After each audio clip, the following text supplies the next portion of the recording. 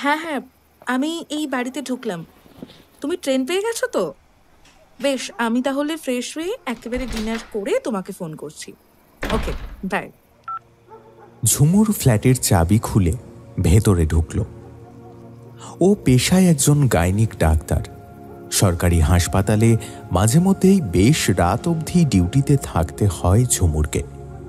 আজও ঠিক সেই রকমই একটা দিন। রাত প্রায় 12:30। ঝুমুরের স্বামীও পেশায় ডাক্তার, যদিও সে এখন বাড়িতে নেই। একটা কনফারেন্সে যোগ দেওয়ার জন্য সে আজই কলকাতা ট্রেন ধরে বেরিয়ে গেছে। 7 মাস হলো ঝুমুরের বিয়ে হয়েছে।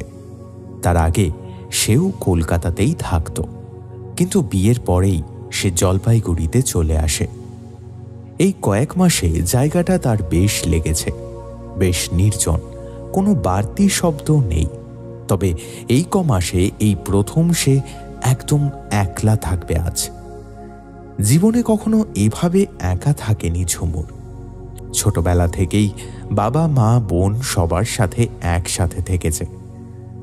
বড় হয়ে ডাক্তারি পড়ার সময়ও হস্টেলে বন্ধুদের সঙ্গে থেকেছে। এমনকি চাকরির জীবনেও কোথাও একা কোনো দায়িত্ব তাকে সামলাতে হয়নি। তাই 29 বছরের জীবনে এই প্রথম একলা থাকবে ভেবে তার বেশ রোমাঞ্চ লাগছে।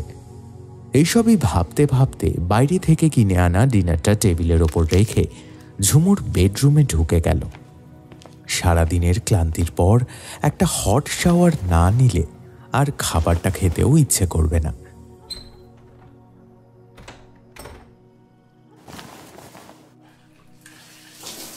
শাওয়ারটা অন করে তার নিচে দাঁড়ানোর 2-3 মিনিটের মধ্যে হঠাৎ একটা শব্দ শুনতে পেল ঝুমুর। প্রথমে শব্দটা একটু আস্তে ছিল, কিন্তু মুহূর্তের মধ্যেই ঝুমুরের মনে হলো শব্দটা যেন বাড়ছে। কিন্তু এ কি করে সম্ভব? ফ্ল্যাটের মধ্যে সব জানলা দরজা তো বন্ধ, তাহলে শব্দটা আসছে কোথা থেকে? শাওয়ারের নিচে দাঁড়িয়ে ঝুমুরের হাত পা কাঁপতে লাগলো। যা যা না যা। শব্দটা শোনার পর থেকেই ঝুমুর কেমন যেন অপ্রকৃতস্থ হয়ে পড়েছে। সে চেষ্টা করছে নিজেকে সামলানোর, কিন্তু পারছে না। হঠাৎ গোটা ফ্ল্যাটের সমস্ত আলো বন্ধ হয়ে গেল।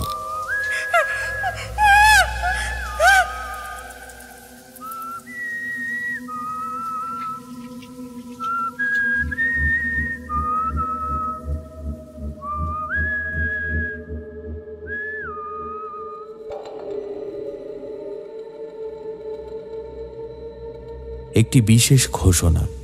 আমাদের আজকের গল্পটি কেবলমাত্র প্রাপ্ত মনস্কদের জন্য।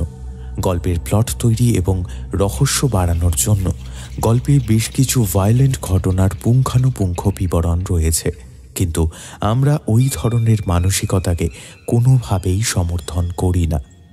আশা করব শ্রোতারা কেবল গল্প শোনার উদ্দেশ্যে গল্পটি শুনবেন এবং গল্পটির কোনো ঘটনা বা চরিত্রের সঙ্গে যদি বাস্তবের কোনোরূপ মিল থেকে থাকে তবে সেটি সম্পূর্ণ কাকতালীয়। মানুষের মস্তিষ্কের ধূসর কোষগুলো প্রায়শই যে জটিলতা সৃষ্টি করে তা আমাদের কাছে এক বিস্ময়কর প্রশ্ন নিয়ে আসে।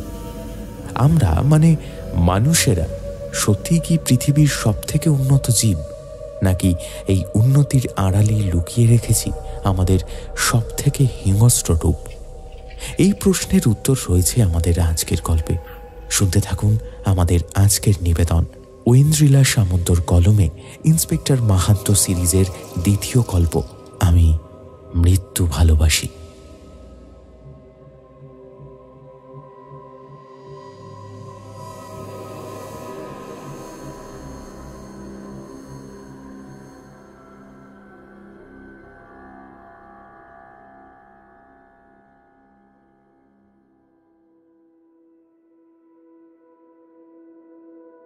জলপাইগুড়ির বেরুবাড়ি এলাকায় 2-3 মাস হলো পোস্টিং হয়ে এসেছেন ইন্সপেক্টর মাহান্ত। পোস্টিং কম, ডিমোশন বলাই ভালো। চাকরি জীবনে গোড়ার দিক থেকে বেশ কয়েকটা কেসে একেবারে শেষ মুহূর্তে এসে আসামির কাছে হেরে গেছেন ইন্সপেক্টর মাহান্ত। তাই ওপর মহল ওনার কাজে খুব একটা খুশি নন, তাই ফল এই দ্বীপান্তর। তবে জায়গাটা খুব একটা খারাপ নয়, বাংলাদেশ ভারতের বর্ডারের কাছেই। তবে এখানকার বেশিরভাগ এলাকা গ্রাম্য হলেও থানার জায়গাটা মফস্বলের মতো। কেস বলতে লোকের গরু চুরি, মুরগি চুরি, পারিবারিক ঝামেলা মেটানো, ওইটুকুই। কালে ভদ্রে কেউ একটা মোবাইল বা সাইকেল চুরির কেস নিয়ে আসলেও এখানে সেসব জিনিসকে খুব একটা গুরুত্ব দেওয়া হয় না। এই থানার আগে যিনি ইনচার্জ ছিলেন তিনি প্রায় এখনও থানায় চলে আসেন। থানার বাকি সবাই ওনাকে বেশ সমীহ করে চলেন, তাই ইন্সপেক্টর মাহান্ত ওনাকে বেশি কিছু বলতে পারেন না। আজও যখন থানায় ফোন আসার কথাটা হাবিলদার জানালো, তখন সেই ফোনটাও থানার আগেকার ইনচার্জ ইন্সপেক্টর মাহাতিমই ধরলেন। হ্যালো, ইন্সপেক্টর মাহাতিম কইতাছি, কোন কি সমস্যা? হ্যালো হ্যালো স্যার, আমি দক্ষিণ বেরুবাড়ি থেকে বলছি। আমাদের ফ্ল্যাট আছে এখানে, ময়ূরী অ্যাপার্টমেন্ট। আমি সেক্রেটারি কৌস্তব খাঁ বলছি স্যার। সেইটা বুঝলুম, কিন্তু ফোন করতেছেন কেন? এইটা কোন কি হয়েছে ফ্ল্যাটে? চুরি না মারামারি? না না না না স্যার, আমাদের ফ্ল্যাটে একজন মারা গেছে স্যার। আপনি একবার যদি তাড়াতাড়ি আসেন তাহলে খুব ভালো হয়। মারা গেছে তো আমাকে কি কাম? আগে বাড়ির লোক বুঝবো। আগে না স্যার, মৃতদেহ দেখে আমাদের কারোরই এটাকে স্বাভাবিক মৃত্যু বলে মনে হচ্ছে না।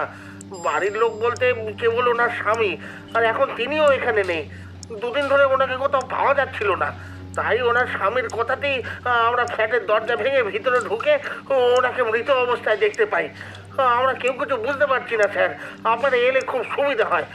আমি ওনার স্বামীকেও খবর দিয়েছি, তিনিও আসছেন।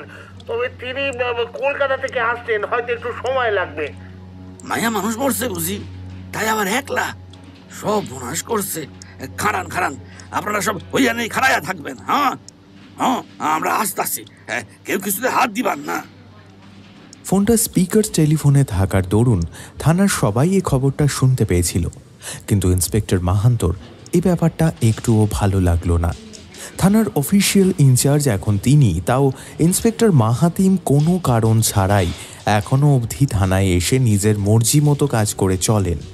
তিনি বয়সে বড় বলে ইন্সপেক্টর মাহান্ত ওনাকে কিছু বলতে পারেন না। ঠিক যেমন এখন কোনো আলোচনা ছাড়াই উনি ঠিক করে নিলেন যে উনি স্পটে যাবেন, অথচ জায়গাটা ওনার জুরিসডিকশনের মধ্যে আসে না। চলো চলো, আই লক্ষণ, আরে বড় গাড়িখান বাইর করে ফেলো। দক্ষিণ মানে যাইতে হইব তো, আর তোমাকে নতুন সাহেব তো যাবেন, তা তিনি কই গিলা? হ্যাঁ, আমি নিশ্চয়ই যাব। তবে আমি বলছিলাম কি, আপনার আবার শুধু শুধু ওখানে গিয়ে কী লাভ? আপনি বরং থানায় থাকুন, এদিকটার খেয়াল রাখুন। আরে না না, কখন কি আপনারা একা সাইতে দিলে হইব না। আপনি তো নতুন আইছেন, আপনাকে কেউ চিনেই না। আমি তাইকা সবারে আপনার লগে চিনাইয়া দিব। হ্যাঁ, তারপর আমি চলে যাবো, আপনাকে কেস আপনি দেখবেন। নিন এখন চলেন দেখি। নিজের কথা শেষ করেই ইন্সপেক্টর মাহাতিম থানা থেকে বেরিয়ে গিয়ে গাড়িতে চেপে বসলেন। ইন্সপেক্টর মাহান্ত আর কথা না বাড়িয়ে বেরিয়ে যাওয়াই ঠিক করলেন, কারণ তিনি জানেন মুখে ইন্সপেক্টর মাহাতিম যাই বলুক না কেন এই কেসটাও তিনিই দেখবেন। ইন্সপেক্টর মাহান্ত কেবল নামমাত্র থেকে যাবেন। ফলে তিনি গাড়িতে উঠতেই গাড়ি ছেড়ে দিলেন।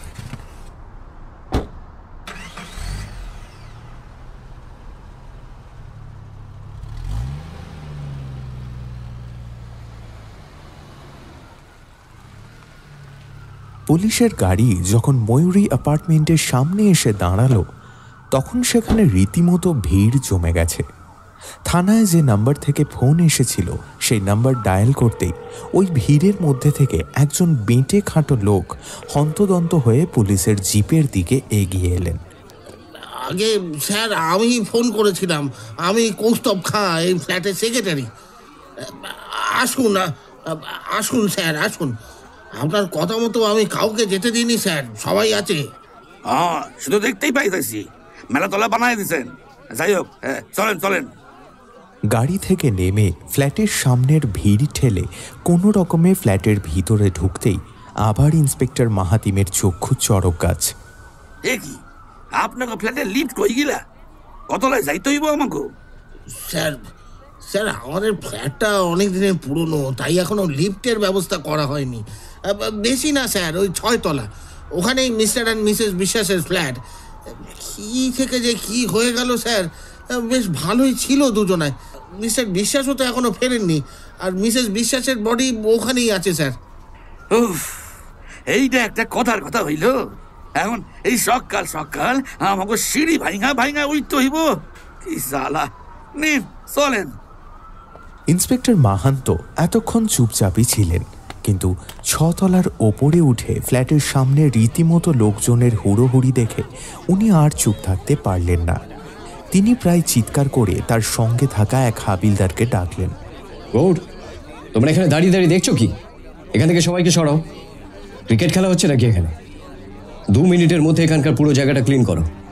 ফ্ল্যাটের লোক ছাড়া যেন একটাও বাইরের বাড়তি লোক এখানে না থাকে। Come on, quick. আরে থামেন মাসাই থামেন।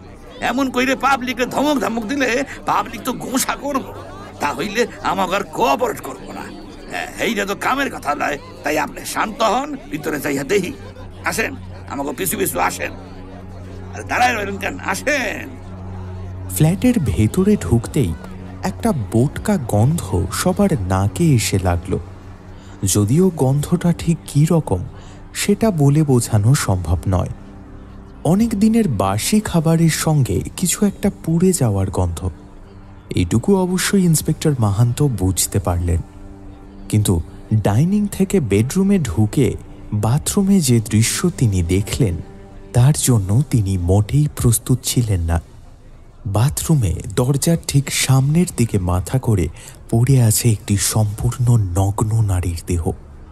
মহিলার এলোমেলো হয়ে থাকা চুলগুলো অস্বাভাবিক রকমের উজ্জ্বল কালো, তার চোখগুলো কোটরের মধ্যে ঢুকে গেছে, সারা গায়ে একটা সুতো অবধি নেই। গায়ের চামড়া অস্বাভাবিক রকম কুঁকড়ে গেছে এবং তার রং যাই থাকুক না কেন এখন সেটা কোনো মতেই বোঝা যাচ্ছে না। দূর থেকে দেখলেই বোঝা যায় তার শরীরে এক ফোঁটা রক্তও বাকি নেই। কিন্তু তার কারণ খুঁজতেই হঠাৎ ইন্সপেক্টর মাহান্তর চোখ গেল মহিলার ডান হাতের দিকে, আর সেদিকে তাকাতেই তার গা গুলিয়ে উঠল। হাতের কবজি যেখান থেকে শুরু হচ্ছে ঠিক সেখানটাতেই 2টো কালচে হলুদ দাগ। দেখেই বোঝা যাচ্ছে শরীরের সব রক্ত ওখান থেকেই বেরিয়ে গেছে, আর তারপর জায়গাটা পচতে শুরু করেছে, তাই ওখানটা ওরকম বিভৎস দেখতে লাগছে। মুহূর্তের মধ্যে এত কিছু দেখে ইন্সপেক্টর মাহান্তর কেমন একটা ঘোর লেগে গিয়েছিল, কিন্তু হুঁশ ফিরতেই উনি নিজেকে সামলে নিলেন। হাঁক পেরে ডাকলেন সঙ্গে থাকা মহিলা কনস্টেবলকে। মালাদি, এক্ষুনি বডিটা ঢাকার ব্যবস্থা করুন, আর তারপরে ফরেন্সিক টিমকে ফোন করে জিজ্ঞাসা করুন ওনাদের আসতে আর কতক্ষণ লাগবে। আর আপনারা তখন থেকে যারা দাঁড়িয়ে দাঁড়িয়ে তামাশা দেখছেন, তাদের কারোর একবারের জন্য মনে হলো না যে বডিটা ঢাকা দিয়ে দেওয়া উচিত? এই তো বলছিলেন উনি খুব রেসপেক্টেড ডাক্তার, তা আপনারা বুঝি এরকমভাবে রেসপেক্ট দেন আপনাদের প্রতিবেশীকে? ওহো, আপনি আবার ইনাদের বকাঝকা করতেছেন। আপনি একটু চুপ যান। আমি তো আছি নাকি আমি নাই? আরে এইটা তো ভালো ব্যাপার। ওনারা কিছু কইয়া দিলে তো আমাকে সমস্যা হইয়া যাইতো। তার থেকে যা হয়েছে ঠিক হয়েছে, যা হোক গিয়া। সেক্রেটারি সাহেব, আপনি এখন আসেন দেখি, আপনাকে স্টেটমেন্টটা এখন দিয়া দেন। হ্যাঁ, গৌর রেকর্ডার খান লইয়া আইসো।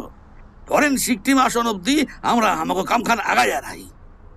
ইন্সপেক্টর মাহাতিমের এরকম গা ছাড়া ভাবটা মোটেই ভালো লাগছিল না ইন্সপেক্টর মাহান্তর, কিন্তু উনি নিজেকে সামলে নিয়ে চুপচাপ কৌস্তব বাবুর কথা শুনতে লাগলেন। বলেন সেক্রেটারি সাহেব, একেবারে গোলা হইতে শুরু করেন। কি হয়েছিল? মাস 6 আগে মিস্টার অ্যান্ড মিসেস বিশ্বাস প্রথম আমার সাথে দেখা করতে আসেন। আসলে মিসেস বিশ্বাস এখানকার ব্লক হাসপাতালে গাইনিক ডাক্তারের পোস্টে এসেছেন। সেই একই পোস্টে আগে যিনি ছিলেন, মানে আমাদের ডক্টর তরফদার, আগে এই ফ্ল্যাটেই, এই 6 তলাতেই থাকতেন। তিনি মিসেস বিশ্বাসকে এই ফ্ল্যাটটা রেকমেন্ড করেছিলেন। আসলে উনি চলে যাচ্ছিলেন, তাই ফ্ল্যাটটাও ফাঁকা হয়ে যাচ্ছিল। এদিকে মিস্টার অ্যান্ড মিসেস বিশ্বাসেরও একটা ফ্ল্যাটের দরকার, তাই ডক্টর তরফদার ওনাদেরকে আমার কাছে নিয়ে এসেছিলেন। আমারও কোনো অসুবিধা ছিল না, ওনাদের ডকুমেন্টসও সব ঠিকঠাকই ছিল।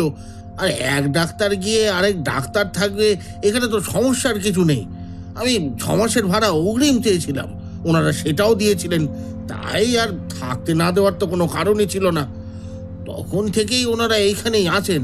এক কথায় যাকে বলতে গেলে প্রায় সারাদিনই দুই স্বামী স্ত্রীতে বাইরেই থাকেন, থাকতেন। মিসেস বিশ্বাসের কথা তো বললামই, উনি ব্লক হসপিটালে ছিলেন। আর মিস্টার বিশ্বাস কোনো সরকারি হসপিটালে নেই, ওনার নিজেরই চেম্বার আছে, উনি সেইখানেই রোগী দেখেন। তো ওনার চেম্বারটা যে কোথায় তা আমি ঠিক জানি না। আসলে দুই স্বামী স্ত্রীতে এক প্রকার নির্ঝঞ্ঝাট মানুষ, তাই কখনো আলাদা করে ওনাদের কাজের ব্যাপারে আমাদেরকে আগ্রহ দেখাতে হয়নি। কি করে যে এখন কি হলো সেটাই বুঝতে পারছি না। আজ কখন ডেড বডিটা দেখতে পান? আর আপনি তো বললেন মিস্টার বিশ্বাস এখনো আসেননি, তাহলে আপনারা ফ্ল্যাটে ঢুকলেন কিভাবে, আর কেনই বা ঢুকলেন? ফ্ল্যাটের ভিতরে একটা গন্ধ রয়েছে ঠিকই, কিন্তু ফ্ল্যাটের বাইরে থেকে তো কোনো গন্ধ পাওয়া যাচ্ছে না। তাহলে আপনারা জানলেন কি করে যে ভেতরে কেউ মারা গেছে? কৌস্তবকে মাঝখান থেকে থামিয়ে দিয়ে ইন্সপেক্টর মাহান্ত এই প্রশ্নগুলো করায় হয়তো ইন্সপেক্টর মাহাতিম একটু ক্ষুব্ধ হলেন, কিন্তু তিনি কিছু বলার আগেই কৌস্তব বাবু তার কথা শুরু করলেন। আজ সকালে বেলা 7টার দিকে হঠাৎ মিস্টার বিশ্বাস আমাকে ফোন করলেন, আর ফোন করে জানালেন যে গত 2 দিন ধরে মিসেস বিশ্বাসের সাথে নাকি ওনার ফোনে কথা হয়নি। উনি বারবার মিসেস বিশ্বাসকে ফোন করাতেও উনি নাকি ফোনই ধরছেন না, আর এখন নাকি সেটা সুইচ অফ বলছে। উনি মিসেস বিশ্বাসের কলিগদেরও ফোন করেছিলেন, ওরাও নাকি জানায় যে গত 2 দিন ধরে মিসেস বিশ্বাস হাসপাতালেও যাননি, তারাও নাকি মিসেস বিশ্বাসকে ফোন করে পাচ্ছেন না। তাই মিস্টার বিশ্বাস আমাকে রিকোয়েস্ট করেছিলেন যে একবার ওনার ফ্ল্যাটে গিয়ে দেখতে। আমি থাকি দোতলায়। মিস্টার বিশ্বাসের কথা শুনে আমি তাড়াতাড়ি এখানে উঠে আসি, কিন্তু তারপর দেখি দরজা ভেতর থেকে বন্ধ। আমি প্রথমে বেশ কয়েকবার মিসেস বিশ্বাস বলে ডাকি, কিন্তু কোনো সাড়া না পেয়ে পুরো ঘটনাটাই মিস্টার বিশ্বাসকে ফোন করে জানাই। তখন উনি আমাকে বলেন যে কাউকে দিয়ে দরজাটা ভাঙানোর ব্যবস্থা করতে এবং ভেতরে ঢুকে দেখতে যে মিসেস বিশ্বাস ঠিক আছেন কিনা। আমি তখন বাকি ফ্ল্যাট থেকে কয়েকজনকে নিয়ে এসে দরজা ভাঙার ব্যবস্থা করি, এবং দরজা ভাঙতেই ভেতরে এসে ওনাকে এই অবস্থায় দেখি। আমি মিস্টার বিশ্বাসকে সব কথা জানাতে উনি যত তাড়াতাড়ি সম্ভব এখানে পৌঁছানোর কথা জানান এবং পুলিশকেও খবর দিতে বলেন। তাই তখন আপনাদেরকে আমি ফোন করি। আপনি মিসেস বিশ্বাসকে শেষ জীবিত অবস্থায় কখন দেখেছিলেন?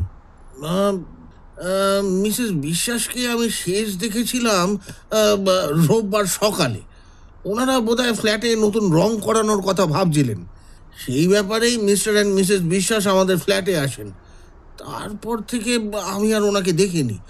আসলে ব্লক হাসপাতাল তো বুঝতেই পারছেন, ওনার উপর ডিউটির ভীষণ চাপ থাকতো। মাঝে মাঝেই উনি রাত করেই ফিরতেন। মঙ্গলবারও মিস্টার বিশ্বাস যখন বেরিয়ে যান, তখন আমার গিন্নিকে বলে গিয়েছিলেন যে মিসেস বিশ্বাসের ফিরতে একটু রাত হবে। ওই দিনই সন্ধেবেলা মিস্টার বিশ্বাস কনফারেন্সের জন্য বেরিয়ে যান। মিস্টার বিশ্বাস কি শুধু এটুকু বলার জন্য আপনার গিন্নির সাথে দেখা করতে গেছিলেন? না না, আমার আসলে একটা কনফেকশনারি দোকানও আছে, তাই ফ্ল্যাটে সবাই দুধ আমার দোকান থেকেই নেন। বিশ্বাস ফ্যামিলিও তাই করতেন। কিন্তু মিস্টার বিশ্বাস মঙ্গলবার সন্ধেবেলায় আমার ফ্ল্যাটে এটাই বলতে এসেছিলেন যে আগামী 10 দিন ওনাদের দুধ লাগবে না। মিসেস বিশ্বাস বোধহয় দুধ খেতেন না, তাই মিস্টার বিশ্বাসের অনুপস্থিতিতে দুধ বন্ধ ছিল।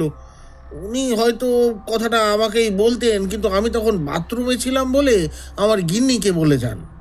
তা মঙ্গলবার দিন রাত্রে মিসেস বিশ্বাসের বাড়ি ফিরে আসার কথা আপনি জানতে পেরেছিলেন।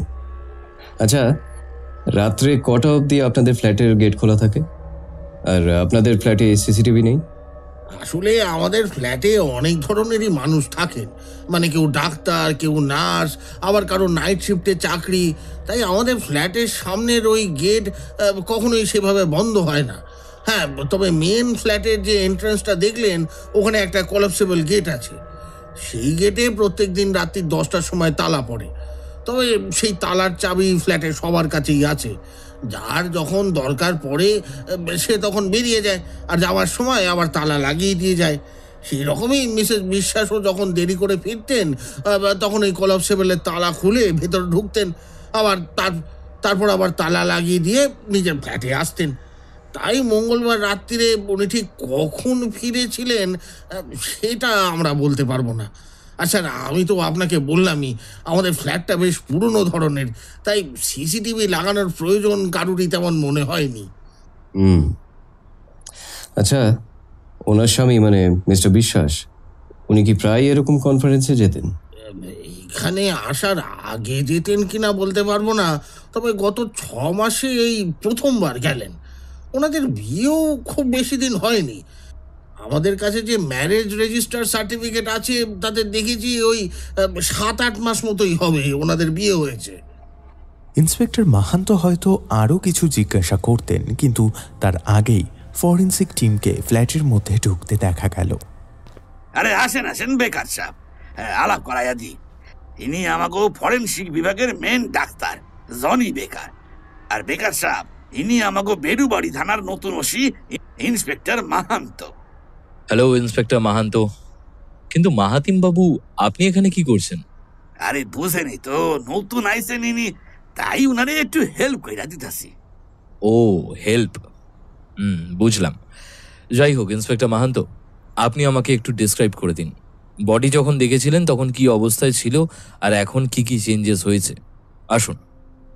ফরেন্সিক টিমকে সবকিছু বুঝিয়ে দিয়ে ইন্সপেক্টর মাহান্ত আবার ফিরে এলেন ফ্ল্যাটের সেক্রেটারি কৌস্তব বাবুর কাছে। তাকে সঙ্গে নিয়ে ফ্ল্যাটের বাকি সদস্যদের কাছে গিয়ে জানতে চাইলেন কেউ মঙ্গলবার দিন রাত্রে মিসেস বিশ্বাসকে ফিরতে দেখেছিলেন কি না, কিন্তু কারোর কাছ থেকেই কোনো জুৎসই উত্তর পাওয়া গেল না।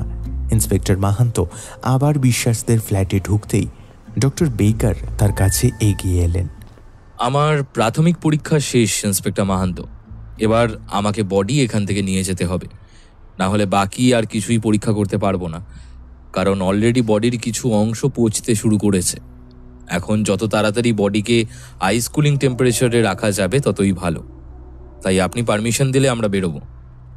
কজ অফ ডেথ কি হাতের ওই ফুটো দুটো দিয়ে অত্যাধিক রক্তক্ষরণ? একদমই না, বরং উল্টো। অ্যাকচুয়ালি ইনি মারা গেছেন হার্ট অ্যাটাক হয়ে। আপাতত তাই মনে হচ্ছে, কারণ বডিতে আর কোনো অন্য ইনজুরি নেই। বিষ প্রয়োগ করে হত্যা নয়।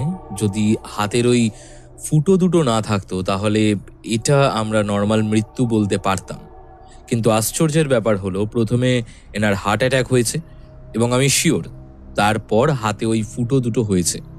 আপনারা যদি ওনার চুলগুলো লক্ষ্য করেন তাহলে বুঝতে পারবেন কিছু চুল বেশ উজ্জ্বল কালো রঙের আর কিছু চুল ফ্যাকাশে। তার মানে হলো ইনি মারা যাওয়ার পর বেশ কিছুটা সময় ওনার বডি ইনট্যাক্ট ছিল, তাই ন্যাচারালি ওনার চুলের রং হালকা একটু পাল্টেছে।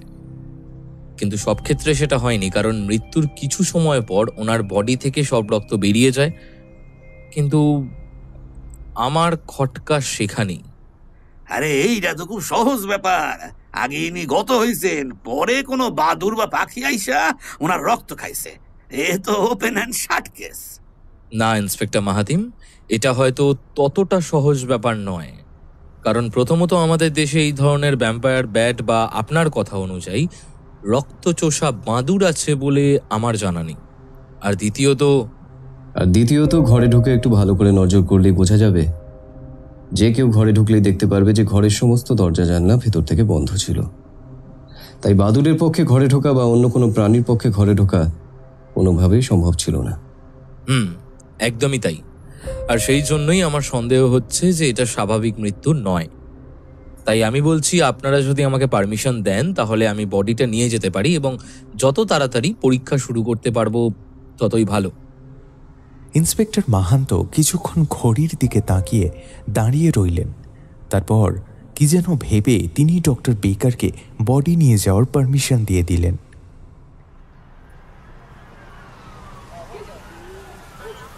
এইটা কি ঠিক কাম হইল? উনার হাসবেন্ড যদি এইখানে আইসা বডি ক্লেম করেন তখন আপনি কি করবেন?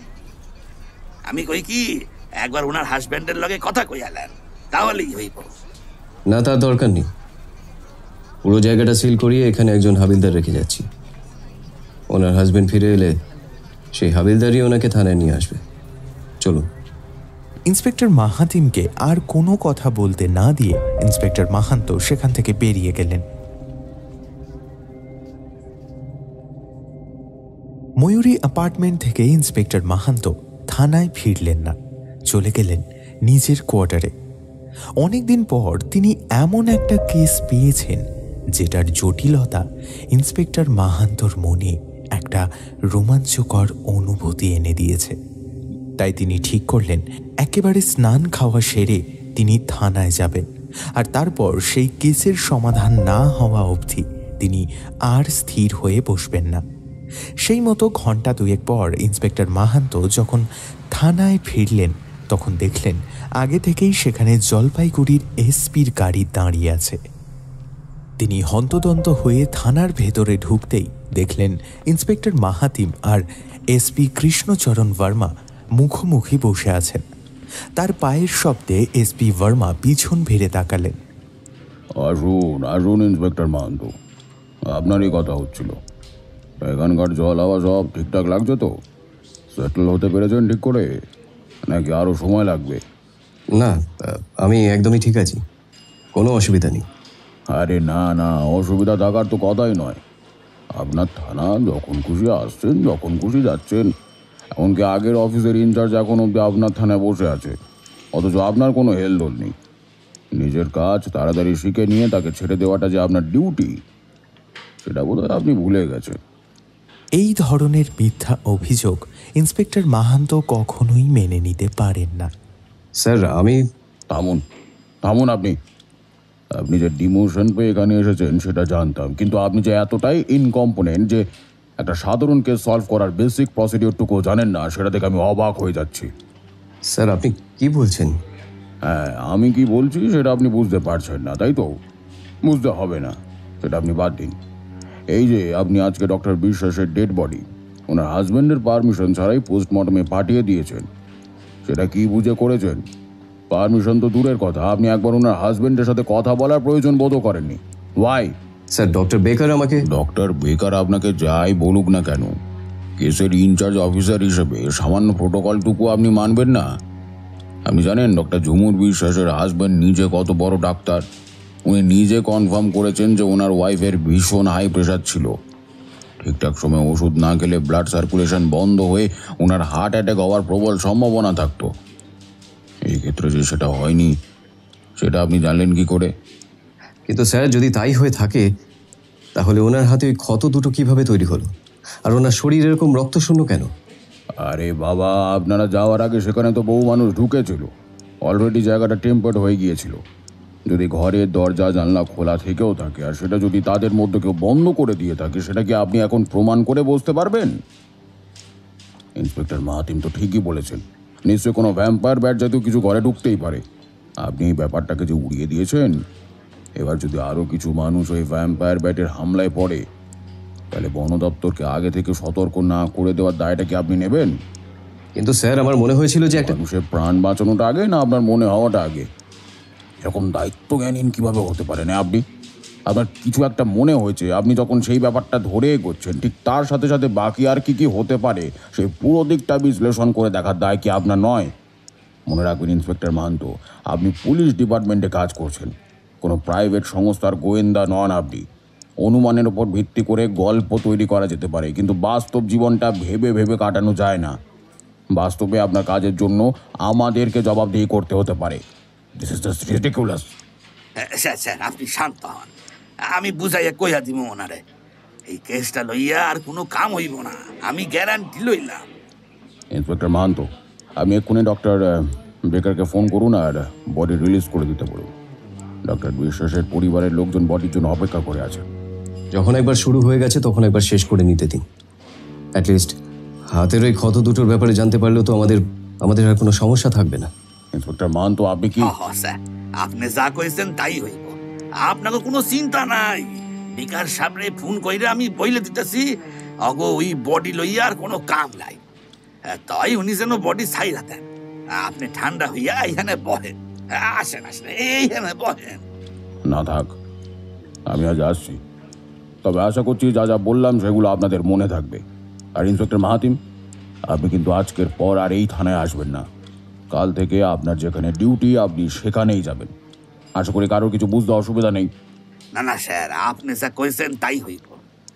ইন্সপেক্টর মাহান্তর তরফ থেকে কোনো উত্তরের অপেক্ষা না করে এসপি কৃষ্ণচরণ বর্মা থানা থেকে বেরিয়ে গেলেন। ইন্সপেক্টর মাহাতিম তাড়াতাড়ি ফরেন্সিক ডিপার্টমেন্টে ফোন করে বডি ছেড়ে দেওয়ার নির্দেশ দিলেন। হইল তো, আপনারে তখন এত কইরা কইলুম, একবার ফোন কইরা নিলে এখন এইসব হইতো না। যাই হোক, আপনি বুঝবেন না, আসলে বর্ডার এলাকায় তো এই ফার্স্ট টাইম। হ্যাঁ, টাইম তাই বুঝবেন, এখানে সব কিছুই বড় জটিল। আমি তা হইলে চলি, বড় সাহেবের হুকুম। তবে আপনাকে কিছু সমস্যা হইলে নির্দ্বিধায় ফোন দিবেন। হ্যাঁ, আমি হাজির হইয়া যাব। ইন্সপেক্টর মাহাতিমও থানার বাকিদের সঙ্গে দেখা করে কিছুক্ষণের মধ্যেই বেরিয়ে গেলেন। ইন্সপেক্টর মাহান্ত এক রাশ বিরক্তি নিয়ে কেস ক্লোজিংয়ের ফাইল তৈরি করতে বসলেন। আর ঠিক সেই সময় থানায় ঢুকলেন ফরেন্সিক ডক্টর জনি বেকার। এইসব আমি কি শুনছি ইন্সপেক্টর মাহান্ত? আপনি অফিসে ফোন করে বলেছেন ডেড বডি ছেড়ে দিতে, কিন্তু কেন? আমার পরীক্ষা এখন শেষ হয়নি। কোনো সঠিক তথ্য না জানলে আমি ফাইলে কি লিখব? এসপি বর্মা এসেছিলেন থানায়, এই একটু আগে বেরিয়ে গেছেন। উনি বলেছেন it's just a mere case of heart attack, তাই বডি ছেড়ে দিন আর আপনিও ফাইলে এটাই লিখুন। আর হ্যাঁ, যত তাড়াতাড়ি সম্ভব ফাইল রেডি করে আমার কাছে পাঠান। ইন্সপেক্টর মাহান্তর এরকম গা ছাড়া ভাব দেখে ডক্টর বেকার বিরক্ত হয়ে বেরিয়ে যাচ্ছিলেন। হঠাৎ পিছন থেকে ইন্সপেক্টর মাহান্তর ডাক শুনে ফিরে এলেন। ডক্টর বেকার, 1 মিনিট একটু শুনবেন? আচ্ছা, আপনি কি মিসেস বিশ্বাসের হাতের ওই ক্ষত দুটো পরীক্ষা করতে পেরেছিলেন? হ্যাঁ, পেরেছিলাম, কিন্তু সারপ্রাইজিংলি আমি ওখানে কিচ্ছু পাইনি। পুরো জায়গাটাই ভীষণভাবে ক্লিন ছিল। কোনো অস্ত্র দিয়ে আঘাত করলে সেই অস্ত্রের কিছু না কিছু অংশ ক্ষতের মধ্যে থেকে যায়, কিন্তু এক্ষেত্রে সেরকম আমি কিছুই পাইনি। যদিও ডেড বডি 2 দিনের বেশি পুরনো, তাই আরও ভালোভাবে ভিতরের অংশ পরীক্ষা করতে পারলে আমি শিওর হতে পারতাম। তবে একটা ব্যাপার আমি নিশ্চিত যে ওই ক্ষত দুটোর চারপাশে কোনো প্রাণীর ডিএনএ ছিল না। কিন্তু যদি ওটা বাঁদুরের কামড়ে তৈরি হতো তাহলে ওখানে ডিএনএ বা আরএনএ পাওয়া উচিত ছিল। বেশ, আপনার ফাইলে হার্ট অ্যাটাকের পাশাপাশি সত্যিটাও মনে করে লিখে রাখবেন ডক্টর বেকার। আমার সত্যি কিছু করার নেই, না হলে এইভাবে আমি আপনাকে বডি ছাড়ার জন্য প্রেশার দিতাম না। I hope you understand. আমি চলি inspector Mahanta. Good day.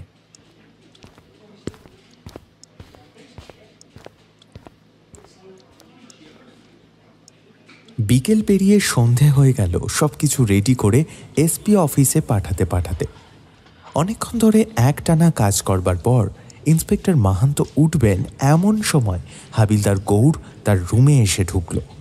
Sir, যে ডাক্তার দিদি মারা গেলেন তার হাজবেন্ড এসেছেন, আপনার সাথে দেখা করতে চাইছেন। কি করবো স্যার? ইন্সপেক্টর মাহান্ত একটু হকচকিয়ে গেলেন। বডি তো অনেকক্ষণ ছেড়ে দেওয়া হয়েছে, তাহলে আবার কি? একটু ইতস্তত করে ইন্সপেক্টর মাহান্ত দেখা করারই স্থির করলেন। ওনাকে ভেতরে পাঠিয়ে দিন। কিছুক্ষণের মধ্যেই ইন্সপেক্টর মাহান্তর ঘরে যিনি ঢুকলেন তাকে দেখেই ইন্সপেক্টর মাহান্তর মনটা যেন ভারী হয়ে গেল। বেশ লম্বা ফর্সা এই যুবকটির চোখ মুখ দেখলেই বোঝা যায় তার ওপর দিয়ে কি ভীষণ ঝড় বয়ে যাচ্ছে। ইন্সপেক্টর মাহান্ত আজ সারাদিন ভেবেছেন হয়তো এনার প্রভাবেই আজ এই কেসটা ওনাকে ছেড়ে দিতে হলো, কিন্তু এখন এই মুহূর্তে তার মনে হচ্ছে তার থেকেও বেশি বিধ্বস্ত আর বিমর্ষ অবস্থায় রয়েছেন তার সামনে থাকা মানুষটি।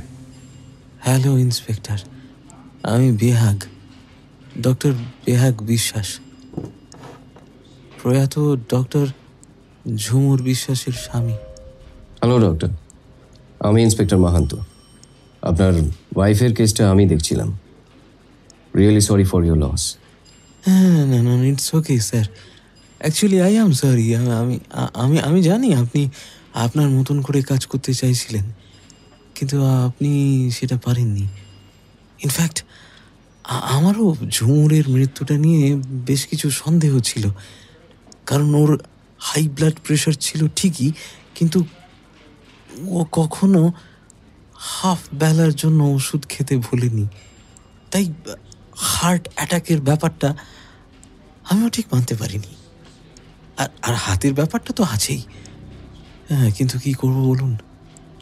আমার শ্বশুরমশাই মানে ঝুমুরের বাবা, ঝুমুরের পোস্টমর্টমের ব্যাপারটা একেবারে মানতে পারেনি। হ্যাঁ, তাই খানিকটা উনি ওনার নিজের সোর্স ব্যবহার করে এখান থেকে ঝুমুরকে নিয়ে চলে গেলেন। সে কি, মিসেস বিশ্বাসের শেষকৃত্য এখানে হবে না? তাহলে আপনি এখানে কি করছেন? আসলে আমাদের বিয়ে ব্যাপারটা না ঝুমুরের পরিবার কখনই সেভাবে মেনে নিতে পারেনি। আর এখন যখন ঝুমুর নেই তখন ওর পুরো পরিবারের মনে হয় আমার অযত্নেই ঝুমুর চলে গেছে। জানেন, গোটা জীবনে না একটা দিনও একা থাকেনি মেয়েটা। সত্যি তো, ভুলটা তো আমারই। আমার ওকে একা ফেলে যাওয়ার সিদ্ধান্তটাই ভুল ছিল। দুঃখ একটাই জানেন, দুঃখ একটাই, সেই ভুলের ক্ষমা চাওয়ার জন্যে ঝুমুর রইল না। I am really sorry. তবে তবে আপনি চাইলে কিন্তু আমি মিসেস বিশ্বাসের শেষকৃত্য অনুষ্ঠানে আপনার থাকার ব্যবস্থা করে দিতে পারি। মানে লিগালি আপনাকে আটকানোর অধিকার কিন্তু কারণ নেই, তাই। আরে না না, আপনি আমার জন্য এতটা ভেবেছেন এটাই অনেক। এমনি তো ঝুমুরের বাবা মা যথেষ্ট দুঃখে আছেন। এখন আমি ওখানে গেলে ওনারা আরো বেশি দুঃখ পাবেন, আর সেটা আমি চাই না। যাই হোক, আমি আপনার কাছে ক্ষমাই চাইতে এসেছিলাম। আমি জানি আজ যেটা হলো সেটা ঠিক নয়, কিন্তু সত্যি বলতে কি আমার কিছুই করার ছিল না। তবে আপনার যদি কখনো কোনো দরকার পড়ে আপনি নির্দ্বিধায় আমাকে জানাতে পারেন। আমি যথাসম্ভব চেষ্টা করব আপনাকে সাহায্য করার। নিশ্চয়ই। ঠিক আছে, আজ তাহলে উঠি।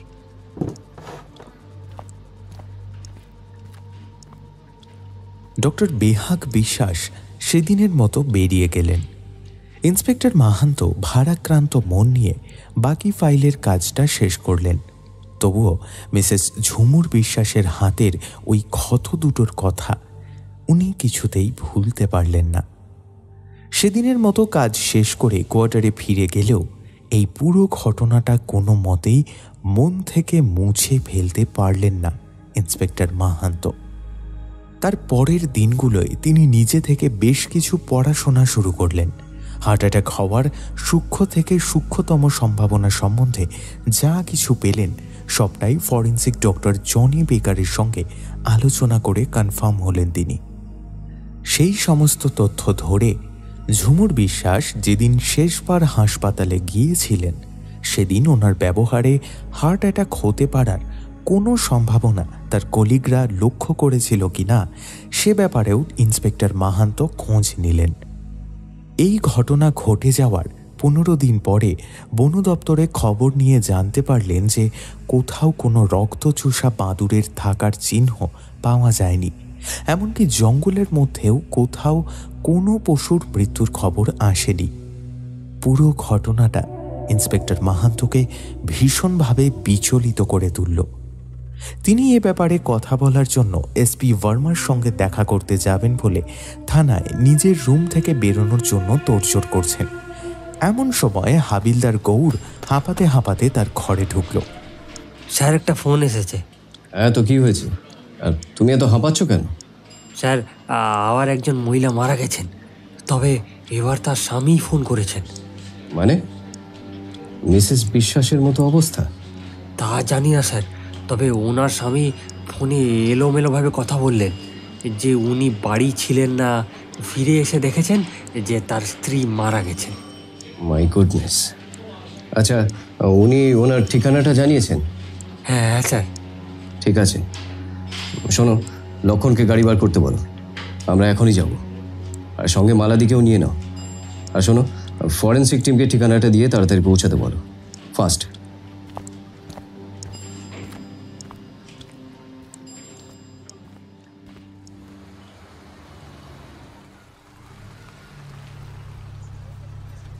পুলিশের জিপ যে জায়গাটাতে এসে থামল সেখানটা বেশ নিরিবিলি। এবারে কোনো ফ্ল্যাট নয়, একটা বাড়িতে এসেছেন তারা। চারপাশে আরও অনেক বাড়ি রয়েছে, তবে বেশ খানিকটা দূরে দূরে। পুরো এলাকাটাই গাছগাছালিতে ভর্তি। ইন্সপেক্টর মাহান্ত গাড়ি থেকে নামতেই দেখতে পেলেন যে বাড়িতে তারা যাচ্ছেন তার একতলাতে একটা বুটিক রয়েছে, নাম ফ্রেশ স্টাইল। বুটিকটা এখন বন্ধ হলেও তার সামনে প্রচুর লোকের ভিড় জমে গেছে। ইন্সপেক্টর মাহান্ত কিছু বলার আগেই গৌর আর একজন কনস্টেবলকে নিয়ে এগিয়ে গিয়ে তাড়াতাড়ি সেই ভিড় ফাঁকা করল। আর তারপর যে মানুষটিকে সঙ্গে করে নিয়ে এলো তাকে দেখেই বোঝা যায় যে তিনিই মৃতার স্বামী। স্যার, ইনি সমীর গুহ, ইনি থানায় ফোন করেছিলেন। I am really very sorry for your loss. আপনি আপনি আগে ভেতরে আসুন, আমরা তারপর আপনার সাথে কথা বলছি। আসুন। সমীর গুহ আগে হেঁটে চললেন আর পিছনে বাকি সবাই। ইন্সপেক্টর মাহান্ত বাড়ির ভেতরে ঢুকতে ঢুকতে খেয়াল করলেন একটা ছোট ম্যাটাডোর গাড়ি দাঁড় করানো রয়েছে এই বাড়ির বাগানের একপাশে। তাতে বোঝাই করা আছে ওষুধের পেটি। যদিও সবাই সামনের দরজা দিয়ে বাড়ির ভেতরে ঢুকলো, তবে এটা বোঝা যাচ্ছে যে সাধারণত এই দরজা দিয়ে সবাই আসে না, কারণ এটা একেবারে বুটিকের ভেতরে নিয়ে যায়। তার মানে বাড়িতে ঢোকার আরও কোনো দরজা আছে। ইন্সপেক্টর মাহান্ত খেয়াল করলেন সমীরবাবু নিচে কোথাও দাঁড়ালেন না, সিঁড়ি ধরে সোজা দোতলায় উঠতে শুরু করলেন। দোতলার সিঁড়ির মুখেই একটি ছেলেকে দাঁড়িয়ে থাকতে দেখা গেল। পুলিশকে দেখেই সে কেমন যেন পাগলের মতো হয়ে গেল। দাদাবাবু, বৌদিমাকে আমি মোটেই নিয়ে যেতে দেবো না। দাদাবাবু, তুমি ওদের চলে যেতে বলো না গো, এক্ষুনি চলে যেতে বলো না দাদাবাবু। শান্ত হ টুবলু, ওদের কাজটা করতে দে। আয়, তুই সরে আয়। সে নিজের জায়গা থেকে না সরলেও ইন্সপেক্টর মাহান্তরা ঘরে ঢুকে গেলেন। দোতলায় ঢুকতেই একটি বিশাল বড় ডাইনিং, সেখানেই ওপেন কিচেনের ব্যবস্থা। সেটা পেরিয়ে গিয়ে দুটো ঘর, এখন দুটোই খোলা আছে। বাইরে থেকে দেখলেই বোঝা যায় একটা বেডরুম আর একটা স্টাডি জাতীয় ঘর। সমীরবাবু এগিয়ে সবাইকে নিয়ে বেডরুমে ঢুকলেন, কিন্তু বেডরুমে যে অবস্থা হয়েছিল সেটা দেখার জন্য কেউই মানসিকভাবে প্রস্তুত ছিলেন না। বেডরুমের সারা বিছানায় ছোপ ছোপ রক্তের দাগ। যিনি মারা গেছেন তিনি সম্পূর্ণ নগ্ন অবস্থায় ছিলেন তা বোঝাই যাচ্ছে, যদিও এখন তার শরীরের উপর ব্ল্যাঙ্কেট চাপানো আছে। সারা ঘর থেকে কেমন একটা আষ্টে গন্ধ বেরোচ্ছে। অনেকগুলো মাছি ক্রমাগত ভন ভন করে উড়ে বেড়াচ্ছে। কিন্তু এই সব কিছুকে উপেক্ষা করেই ইন্সপেক্টর মাহান্ত মৃতা মিসেস গুহর বডিটার দিকে এগিয়ে গেলেন। ব্ল্যাঙ্কেটটা সরাতেই তার চোখে পড়ল এক বীভৎস দৃশ্য। মিসেস গুহর বাঁ হাতের কবজির প্রত্যেকটা শিরা উপশিরা ছিন্ন ভিন্ন হয়ে রয়েছে। হলুদ আঠালো কিছু একটা মিশে আছে সেখানে। কোনটা চামড়া কোনটা মাংস আলাদা করে বোঝার কোনো উপায় নেই। এমনকি কবজির হাড়টাও এক দেখাতেই নজরে চলে আসে। ইন্সপেক্টর মাহান্তর গাটা গুলিয়ে ওঠে, কিন্তু তিনি নিজেকে সামলে ব্ল্যাঙ্কেটটা আবার চাপা দিয়ে দেন। তবে ততক্ষণে মাঝির দল একেবারে ঘিরে ধরেছে তাকে। তিনি জায়গাটা ছেড়ে একটু বেরিয়ে এলেন মিস্টার গুহর দিকে। মিস্টার গুহ, আমি এই সময় আপনাকে বিরক্ত করতে চাই না, কিন্তু কয়েকটা প্রশ্নের উত্তর জানাটা খুব দরকার। হ্যাঁ বলুন, কি জানতে চান? আপনি বডি মানে মিসেস গুহকে কি এখানেই পড়ে থাকতে দেখেছিলেন, নাকি আপনি অন্য কোথাও থেকে ওনাকে এখানে সরিয়ে এনেছেন? আমি ঘরে ঢুকে ওকে এই বিছানাতেই দেখেছিলাম। আমি কেবল ওর গায়ে ব্ল্যাঙ্কেটটা চাপিয়েছি, আর কিছু করতে পারিনি। আচ্ছা, আপনি কিসের জন্য বাইরে গেছিলেন আর কখন গেছিলেন, কখন ফিরেছেন, এগুলো যদি একটু বলেন তাহলে খুব ভালো হয়। আমার একটা ওষুধের ছোট দোকান আছে। সেই দোকানের ওষুধ আনার জন্যই আমি মাঝে মাঝে জলপাইগুড়ির বাইরে যাই। তাছাড়া নিচে যে বুটিকটা দেখলেন, ওটা রুক্মিণী মানে আমার স্ত্রী। ওর বুটিকের জন্য কিছু প্রয়োজন হলেও আমি সেটা নিয়ে আসি। বাইরে যে দাঁড়িয়ে রয়েছে টুবলু, ও আমার সঙ্গে যায়, কখনো কখনো আমাকে কাজে সাহায্য করে, আবার কখনো রুক্মিণীকে। আমাদের তো নিজেদের সন্তান নেই, ও আমাদের কাছে ছেলেরই মতো। এবারেও সেরকমই গিয়েছিলাম আমি আর টুবলু। কলকাতা থেকে আমারও কিছু ওষুধ কেনার ছিল, আর রুক্মিণীর বুটিকের জন্য কিছু শাড়িও লাগতো। প্রায় 5-6 বছর ধরে এইরকমই চলছে, কখনো কিছুই হয়নি। কিন্তু আজ হঠাৎ ইন্সপেক্টর, রুক্মিণীকে কেউ রেপ করেছে। এরকম ভাবে কেন? আমি কিছু বুঝতে পারছি না, কে করলো, কেন? আমরা তো... ইন্সপেক্টর মাহান্ত জানেন এই অবস্থায় কোনো সান্ত্বনাই কাজ করবে না, আর তিনি কী বা সান্ত্বনা দেবেন তার নিজের কাছেই তো কোনো উত্তর নেই। সমীরবাবু, আপনি একটু শান্ত হন। আমি বুঝতে পারছি আপনার অবস্থা। আমি সম্পূর্ণ চেষ্টা করব যাতে আমি খুনিকে আপনার সামনে আনতে পারি, কিন্তু আপনি কোঅপারেট না করলে আমি কিছুই করতে পারবো না। তাদের কথার মাঝখানে ফরেন্সিক টিম ঘরে ঢুকল। ডক্টর বেকার একবার চোখ কুঁচকে ঘরের প্রতিটা কোণা পর্যবেক্ষণ করে নিলেন। ইন্সপেক্টর মাহান্ত, আপনাদেরকে একটু বাইরে অপেক্ষা করতে হবে, আমি পুরো জায়গাটা পরীক্ষা করব। হ্যাঁ, নিশ্চয়ই সময় পাবেন। আপনি একটু বাইরে আসুন, আপনার সঙ্গে আমার কয়েকটা কথা আছে। সমীর গুহ খেলনা পুতুলের মতো নিষ্প্রাণ চোখে ঘর থেকে বেরিয়ে গেলেন। সমীরবাবু, আপনি একটু আগে বললেন যে আপনি কলকাতায় গিয়েছিলেন, তাহলে আপনার সঙ্গে রুক্মিণী দেবীর শেষ কথা কখন হয়েছিল? ফোনে কথা হয়েছিল পরশু সন্ধেবেলা। তারপর কালকে সারাদিন আমি কাজে ব্যস্ত হয়েছিলাম, তাই ফোন করা হয়নি। বিকেলের দিকে আমি ওকে ফোন করেছিলাম, কিন্তু তখনও ফোনটা রিসিভ করেনি। যদিও আমাকে মেসেজ করে বলেছিল যে বুটিকে নাকি ভীষণ ভিড়, তাই ও কথা বলতে পারছে না, পরে ফোন করবে। যদিও তারপর আর কোনো ফোন করেনি।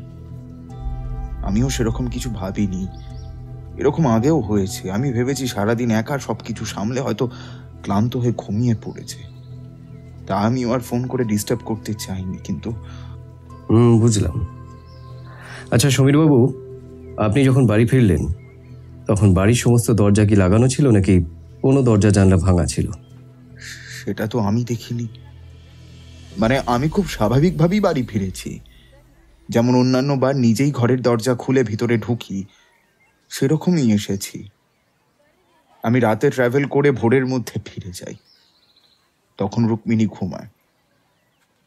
তাই আমার কাছে সবসময় একটা ডুপ্লিকেট চাবি থাকে, আমি সেটা দিয়ে দরজা খুলে ভিতরে এসেছি। তবে কোথাও কিছু হয়ে থাকলে সেটা এখনো একই অবস্থায় থাকা উচিত, কারণ আমি রুক্মিণীকে ওই অবস্থায় দেখার পর থেকে আর কিচ্ছু করিনি।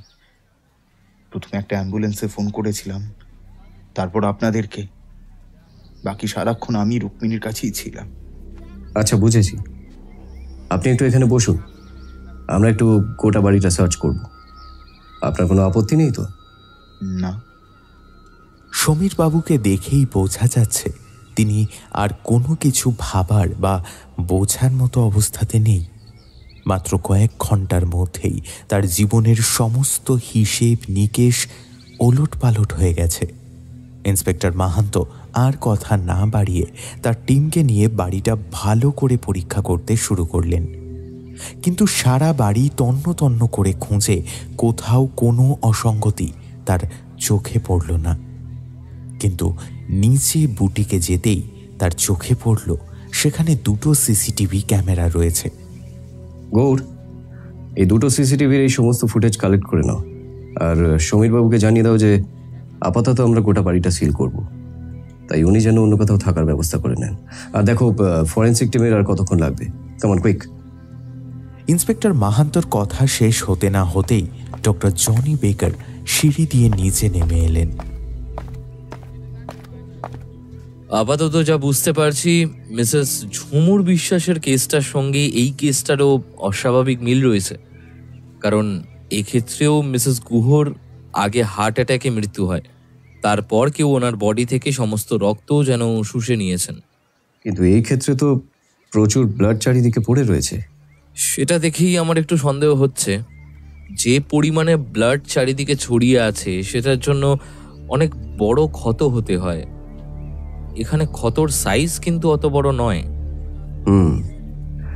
মোটামুটি কটা নাগাদ ঘটনাটা ঘটেছে বলে আপনার মনে হয়? সঠিক বলতে পারবো না, তবে আমার মনে হয় মিসেস গুহ মারা গেছেন কাল সন্ধে 6টা থেকে রাত 9টার মধ্যে। কিন্তু রুক্মিণী আমাকে তখন 7:30টায় মেসেজ করেছিল, তার মানে তো ও তখন বেঁচে ছিল। ইন্সপেক্টর মাহান্ত আর ডক্টর জনি বেকার নিজেদের কথার মধ্যে এতটাই মশগুল ছিলেন যে তারা খেয়ালই করেননি কখন সমীরবাবু এসে তাদের পিছনে দাঁড়িয়েছেন। দেখুন, এখনো কেবল প্রাথমিক পরীক্ষাটুকুই হয়েছে, তাই আমরা এখন কোনো কিছুই হলফ করে বলতে পারছি না। আপনি আমাদেরকে একটু সময় দিন, আমরা নিশ্চয়ই এই খুনিকে খুঁজে বার করব। আজ আমরা চলি। আর শুনুন, আপনি আমাদেরকে না জানিয়ে শহরের বাইরে কোথাও যাবেন না, আর আপনার ফোনটা সবসময় অন রাখবেন। কোনো দরকার হলে আমরা আপনাকে জানাবো, কেমন? আসি। ইন্সপেক্টর মাহান্ত সেদিনের মতো সেখান থেকে বেরিয়ে গেলেন, কিন্তু 2 দিন পর তিনি যা যা রিপোর্ট হাতে পেলেন সেগুলোর জন্য তিনি মোটেই প্রস্তুত ছিলেন না। প্রথম খবরটা নিয়ে ইন্সপেক্টর মাহান্তর ঘরে এলো গৌর। গত 2 দিন ধরে সে বিগত 1 মাসের সিসিটিভি ফুটেজের সমস্ত ভিডিও দেখেছে। স্যার, ভিডিওগুলোর মধ্যে অস্বাভাবিক কিছু নেই, কিন্তু প্রত্যেকটা সপ্তাহেই একটা করে দিন সন্ধ্যে থেকে পরের দিন সকাল অবধি সিসিটিভি বন্ধ রাখা হতো, তাই সেই দিনগুলোর ভিডিও কিছুই নেই। ডেটগুলো নোট করে রেখেছ? হ্যাঁ স্যার। বেশ, একবার মিস্টার গুহর সঙ্গে কথা বলে ডেটগুলো কনফার্ম করে নাও। উনি যদি কিছু বলতে পারেন তাহলে আমাদেরই সুবিধা হবে। ঠিক আছে স্যার। গৌর ঘর থেকে বেরোনোর আগেই ফরেন্সিক ডক্টর জনি বেকার ঘরে ঢুকলেন। Good morning inspector Mahanta, sorry to interrupt you, কিন্তু এই খবরটা দেওয়ার জন্য আমি আর অপেক্ষা করে থাকতে পারছিলাম না, তাই রুমে ঢুকতেই হলো। আরে না না, আপনি বলুন। পোস্টমর্টমের রিপোর্ট তৈরি? মিসেস রুক্মিণী গুহ 3 মাসের অন্তঃসত্ত্বা ছিলেন। সে কি? সমীরবাবু তো এই ব্যাপারে আমাদের কিছুই বলেননি। উনি তো বরং বলেছিলেন যে বিয়ের 7-8 বছর হয়ে যাওয়ার পরও ওনাদের কোনো বাচ্চা হয়নি বলেই টুবলুকে ওনারা নিজের ছেলের মতোই দেখেন। খুব সম্ভবত উনি হয়তো জানেন না। আসলে অনেক সময় মেয়েরা এই ধরনের ব্যাপারকে সারপ্রাইজ হিসাবেও স্বামীকে জানাতে চায়। না না ডক্টর বেকার, আমার মনে হচ্ছে আপনি একটু ভুল ভাবছেন। আপনি যেটা বলছেন সেটা সাধারণত সদ্য বিবাহিতা মেয়েদের মধ্যে লক্ষ্য করা যায়, কিন্তু যে দম্পতি 7-8 বছর ধরে সন্তান চেয়েও পাচ্ছেন না, তারা সন্তান আসার খবর লুকিয়ে রাখবে বলে আমার মনে হয় না। বরং উৎসাহের চোটে সব থেকে আগে তো এই খবরটা সমীরবাবুরই জানা উচিত। ঠিক আছে, আমি দেখছি। সমীরবাবুর সাথে আমি এ ব্যাপারে কথা বলছি। আর কিছু জানতে পারলেন? হ্যাঁ, মিসেস রুক্মিণী বিশ্বাসের মৃত্যু মোটামুটি সন্ধে 6:30 থেকে 7:30টার মধ্যে হয়েছে। তাই ওনার স্বামী মানে সমীরবাবু যেটা বললেন, ওই সন্ধে 7:30টার যে ভয়েস মেসেজটা ওনার কাছে আছে, সেটা কিন্তু রুক্মিণী দেবীর পক্ষে পাঠানো কোনো মতেই সম্ভব নয়। তার মানে এবার আমাদের কাছে সম্পূর্ণ প্রমাণ রয়েছে যে এটা কোনো রক্তচোষা বাদুড়ের কাজ নয়, বরং কোনো এক অতিরিক্ত চালাক মানুষ এই কাজগুলো করে চলেছে। না হলে ওই ভয়েস মেসেজটা সমীরবাবুর কাছে যেত না। আর কিছু? হ্যাঁ, আরও কয়েকটা জিনিস আমি লক্ষ্য করেছি। এক, মিসেস ঝুমুর বিশ্বাসের শরীরের চামড়া কেমন যেন কুঁকড়ে ছিল, কিন্তু মিসেস রুক্মিণী গুহর ক্ষেত্রে সেরকম কিচ্ছু হয়নি।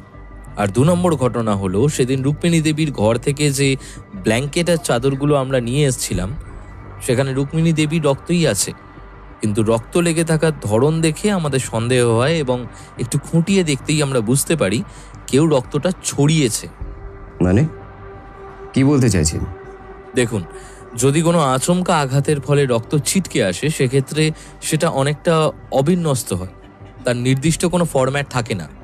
আবার খুব শান্তভাবে ধীর হাতে, মানে ডাক্তাররা যেভাবে মানুষের অপারেশন করে সেভাবে যদি কোনো ক্ষত তৈরি করা হয়, সেক্ষেত্রেও রক্ত পড়ার ধরন আলাদা হয়।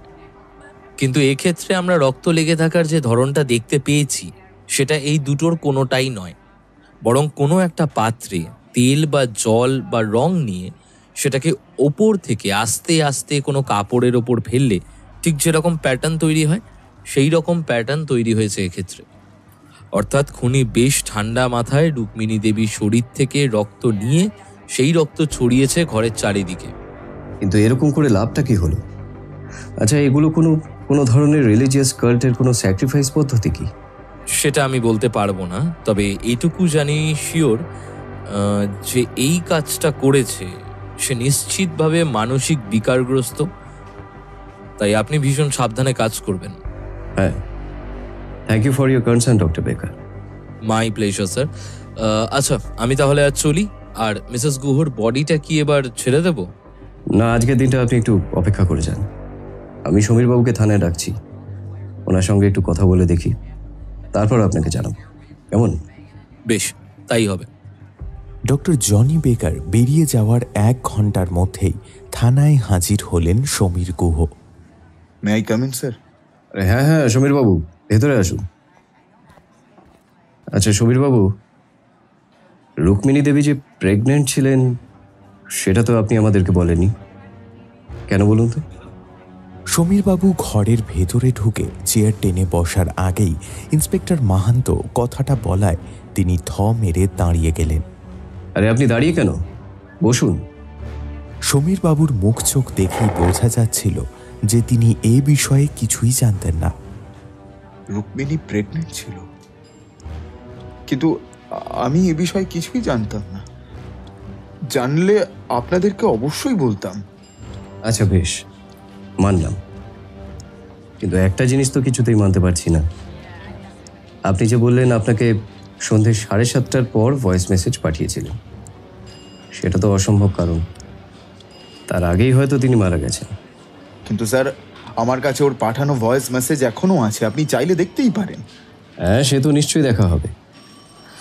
তবে আপনাদের বুটিকের থাকা সিসিটিভি ফুটেজগুলো থেকে গত 1 মাসের ভিডিও আমরা পেয়েছি, আর সেখান থেকে আমরা দেখতে পাচ্ছি গত মাসের 7 তারিখ, 15 তারিখ, 23 তারিখ আর 31 তারিখের সিসিটিভি ফুটেজের ভিডিও মিসিং। বা বলা ভালো যে এই দিনগুলোতেই সিসিটিভি ফুটেজ বিকেল 4টের পর থেকে পরের দিন সকাল 10টা অবধি বন্ধ ছিল। কিন্তু কেন? আর এর মধ্যে আপনি তো জানেনই 31 তারিখ সন্ধ্যাবেলায় রুক্মিণী দেবী মারা যান। তাহলে এবার ওই নির্দিষ্ট দিনগুলোতে কি হয়েছিল সেটা আপনি আমাদেরকে বলুন। স্যার, সিসিটিভির ব্যাপারে আমি কিছুই জানি না। ওটা রুক্মিণীর ইচ্ছে ছিল, তাইও লাগিয়েছিল। ওটা সম্পূর্ণ অ্যাক্সেস রুক্মিণীর কাছেই থাকতো। আমি এ ব্যাপারে কিছুই জানি না। হ্যাঁ, আপনি কিছুই জানেন না। আপনার বিয়া করা বউ সে পোয়াতি, আপনি জানেন না।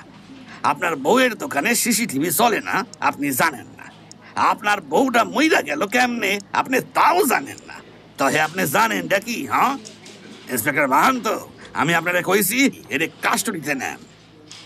ইন্সপেক্টর মাহান্ত বা সমীরবাবু কেউই খেয়াল করেননি কখন ইন্সপেক্টর মাহাতিম থানায় এসেছেন বা এই ঘরে ঢুকেছেন। কিন্তু হয়তো তার কথা শুনে সমীরবাবু হঠাৎ ভীষণ ভয় পেয়ে গেলেন। না স্যার, আমি সত্যিই কিছু জানি না।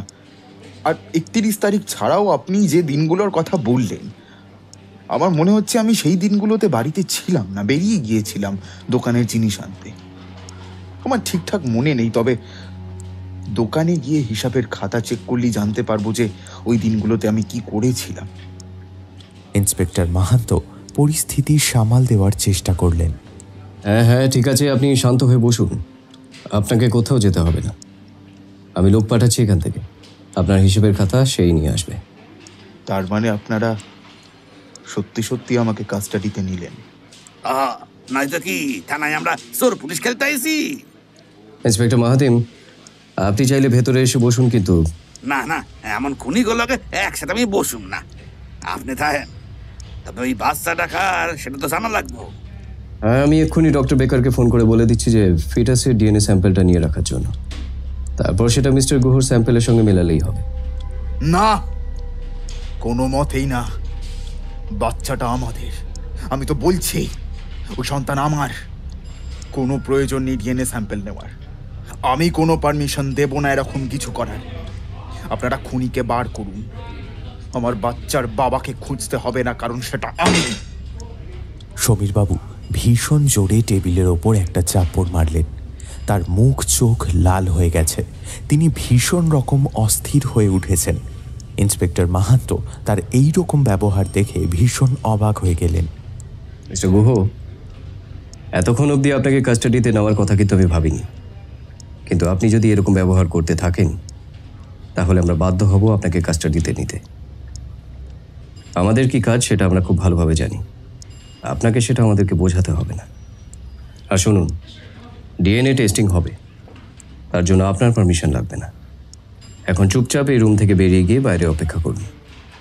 মেডিকেল টিম আসলে তাদেরকে সহযোগিতা করবেন, কেমন? দেখুন, আপনি কিন্তু এরকম করতে পারেন না। আমার পারমিশন ছাড়া আমাকে কোনো রকম পরীক্ষা করাতে আপনারা বাধ্য নন। বেশ, তাহলে আপনি শুনবেন না। আপনাকে খুনি সন্দেহে আমরা এটা করতেই পারি। এরপর সমীরবাবুকে আর কোনো কথা বলার সুযোগ না দিয়ে ইন্সপেক্টর মাহাতো হাবিলদার গৌরকে ডাকলেন। গৌর, এনাকে নিয়ে যাও, মেডিকেলের জন্য রেডি করো। আর ডক্টর বেকারকে জানিয়ে দাও যেন উনি ফিটাসের ডিএনএ স্যাম্পল কালেক্ট করে রাখে। সমীরবাবু আর কোনো চিৎকার চেঁচামেচি না করলেও জেদ ধরে বসেছিলেন যে তিনি কোনো মতেই ডিএনএ টেস্ট করাবেন না। শেষ পর্যন্ত এসপি ভার্মার কাছ থেকে পারমিশন বার করিয়ে কাজ হলো। যদিও এই কাজে ইন্সপেক্টর মাহাতোকে অনেক সাহায্য করেছেন ইন্সপেক্টর মাহাতিন। এই 1 মাসেই অনেকটা বদলে গেছে তার ব্যবহার। ইন্সপেক্টর মাহাতোরও এখন মানুষটাকে খারাপ লাগে না। ডিএনএ টেস্টিংয়ের পর 10 দিন পেরিয়ে গেছে। এর মধ্যে ইন্সপেক্টর মাহাতো কেবল এইটুকুই জানতে পেরেছেন যে সিসিটিভি ক্যামেরার রেকর্ডিং যে দিন বন্ধ ছিল সেই দিনগুলোরই সকালে মিস্টার সমীর গুহ বাড়ি থেকে বেরিয়ে গিয়েছিলেন আর ফিরেছিলেন তার পরের দিন দুপুর বিকেল করে। এই ব্যাপারে সাক্ষী বলতে টুবলু ছাড়াও যাদের দোকান থেকে মিস্টার গুহ কেনাকাটা করেছেন তাদের অ্যালিবাইও পাওয়া গেছে। এখন অপেক্ষা কেবল ডিএনএ টেস্টের রেজাল্টের। ইন্সপেক্টর মাহাতো 3 দিন একটানা কাজ করবার পর কোয়ার্টারে ফিরেছিলেন, তাই আজ থানায় ঢুকতে ওনার একটু দেরি হলো। ঢুকতেই দেখতে পেলেন ফরেন্সিক ডক্টর বেকার ওনার অপেক্ষায় বসে আছেন। Good morning doctor Baker, report সব নর্মাল তো? মর্নিং খুব একটা গুড নয় ইন্সপেক্টর। রুক্মিণী দেবীর ফিটাসের ডিএনএ আর মিস্টার গুহর ডিএনএ ম্যাচ করেনি। হোয়াট?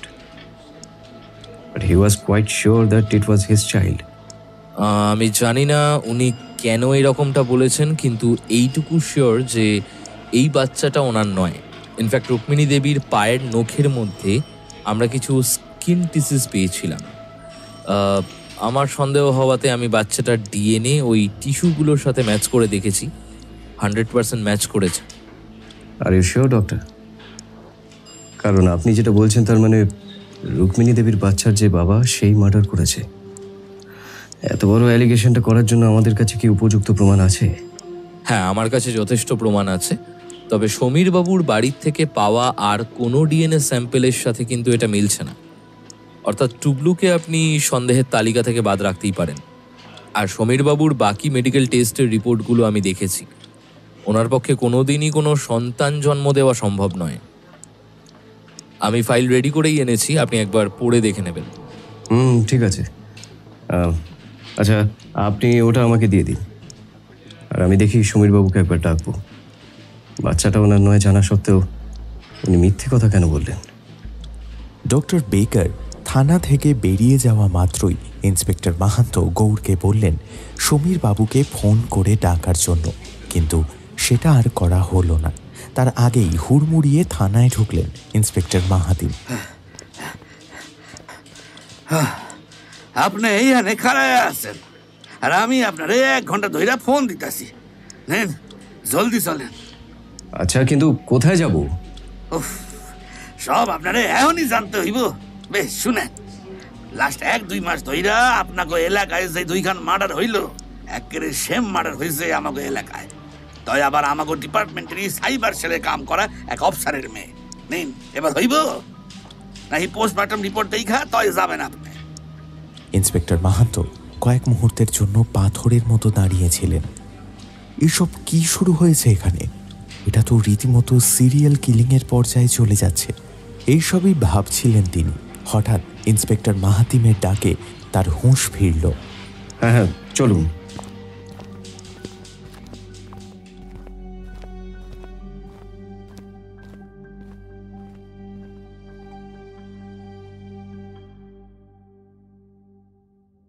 এবারের ভিকটিমের বয়স কম, সদ্য 18 পা দিয়েছিল শ্রিতা।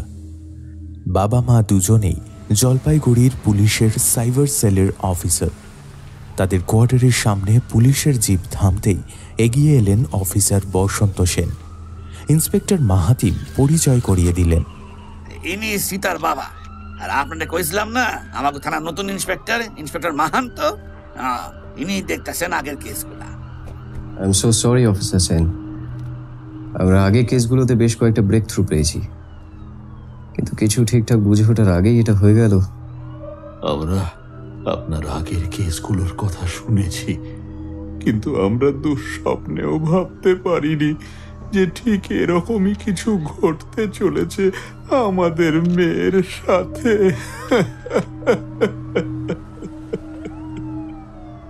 ইন্সপেক্টর মাহান্ত তাকে সান্ত্বনা জানানোর ভাষা খুঁজে পেলেন না। সদ্য সন্তান হারানো বাবা মাকে কি আদৌ কিছু বলে সান্ত্বনা দেওয়া যায়? ভাবতে ভাবতেই শ্রীতার ঘরে ঢুকলেন ইন্সপেক্টর মাহান্ত। আগের ঘরগুলোর থেকে এই ঘরটা একটা কারণে আলাদা। এখানে এখনো কোনো বিকট ধরনের গন্ধ নেই।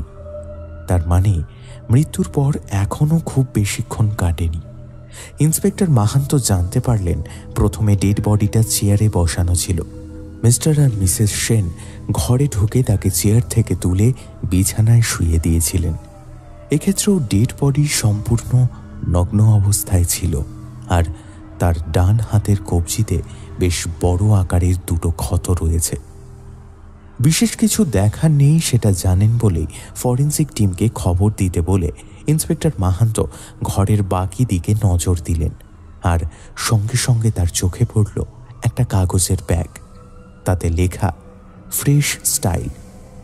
নামটা কোথায় শুনেছেন ভাবতে ভাবতেই হঠাৎ তার মাথায় এলো এটা তো রুক্মিণী দেবীর বুটিকের নাম। ব্যাপারটা সম্পূর্ণ কাকতালীয় হতেই পারে, কিন্তু হঠাৎ একটা সম্ভাবনা তার মাথায় খেলে গেল। তিনি ব্যাগটা তুলে নিয়ে এগিয়ে গেলেন মিস্টার অ্যান্ড মিসেস সেনের কাছে। এই ব্যাগটা এখানে কোথা থেকে এলো বলতে পারবেন? না, আমি ঠিক জানি না। আমরা ন্যাচারালি এখন অনলাইনেই কেনাকাটা করি, অন্য কোথাও যাওয়া হয় না। বেবি কেউ কখনো গিফট করেছিল, কিছু ঠিক মনে নেই। আর আমার স্ত্রী এখন একটু ভেঙে পড়েছে, ওকে এখন এগুলো জিজ্ঞাসা করলেও ও ঠিকঠাক বলতে পারবে কিনা আমি জানি না। ইন্সপেক্টর মাহান্ত দুবার মাথা নাড়লেন। না না, ঠিক আছে, কোনো অসুবিধা নেই, তবে আমি ব্যাগটা একটু আমার কাছে রাখছি। আশা করি আপনার কোনো সমস্যা নেই। না না, সমস্যার কি আছে, পরে আমি আবার স্ত্রীকে জিজ্ঞাসা করে আপনাকে জানাবো, যদিও কিছু বলতে পারে। হ্যাঁ হ্যাঁ, নিশ্চয়ই। আচ্ছা, কাল রাত্রে নিশ্চয়ই আপনারা বাড়িতে ছিলেন না, কোথায় গিয়েছিলেন? হ্যাঁ, কাল রাত্রে আমরা কেউ ছিলাম না। ইনফ্যাক্ট আমাদের গোটা কোয়ার্টারে শ্রীতা ছাড়া আর কেউই ছিল না। কাল আসলে আমাদের ডিপার্টমেন্টের একটা সেমিনার ছিল, আমরা সবাই সেখানেই ছিলাম। মানে আমি এবং আমার স্ত্রী ছাড়াও আমাদের কোয়ার্টারের দোতলা আর 3 তলায় থাকা বাকি দুটো পরিবারের অফিসার দত্ত আর অফিসার ঘোষের ফ্যামিলিও সেখানেই ছিল। ওরা কেউই আজ আসতো না যদি আমরা না ফিরতাম। তার মানে আপনাদের আজকে ফেরার কথা ছিল না? তাহলে আপনারা এলেন কেন? হ্যাঁ, আমাদের আজকে রাত্রে বা কালকে ফেরার কথা, কিন্তু কাল থেকেই শ্রীতা আমাদের ফোন ধরছিল না। এবার ওর কোনো মোবাইল ফোন নেই, কিন্তু বাড়ির ল্যান্ডলাইনটা থেকে আমরা ওর সাথে যোগাযোগ রাখতাম। কাল মাঝরাত থেকে দেখলাম ল্যান্ডলাইনটাও বন্ধ। আমাদের খুবই টেনশন হচ্ছিল, তাই আজ ভোর ভোর বেরিয়ে পড়েছিলাম। তার মানে কালকে রাত থেকে আজ আপনারা আসা অবধি এখানে কি হয়েছে সেটা কেউই জানে না। ঠিক আছে, আমরা দেখছি, যত তাড়াতাড়ি সম্ভব কালপ্রিটকে ধরার চেষ্টা করছি। আপাতত আমি বেরোই, আমাদের ফরেন্সিক টিমের লোকেরা আসবে, আপনি কাইন্ডলি কোঅপারেট করবেন। আর কয়েকজন এখানে রইল, তবে ইন্সপেক্টর মাহাতিম আমার সঙ্গে যাবেন। মাহাতিম বাবু আসুন। আপনার লোকে যাবো কোন হানে? মার্ডার স্পট সাইরা এখন আপনার কোথায় যাওয়ান লাগবো শুনি? আপনি চলুন না, রাস্তায় বলছি, আসুন। ইন্সপেক্টর মাহান্ত ইন্সপেক্টর মাহাতিমকে নিয়ে সোজা পৌঁছে গেলেন ডক্টর বিশ্বাসের ফ্ল্যাটে। রাস্তায় তাদের দুজনের মধ্যে কেবল এসপি বর্মাকে নিয়ে কথা হয়েছে এবং ইন্সপেক্টর মাহাতিম জানিয়েছেন যে তিনি এসপি বর্মার কাছ থেকে কেসের জন্য প্রয়োজনীয় সমস্ত পারমিশন বার করিয়ে দেবেন।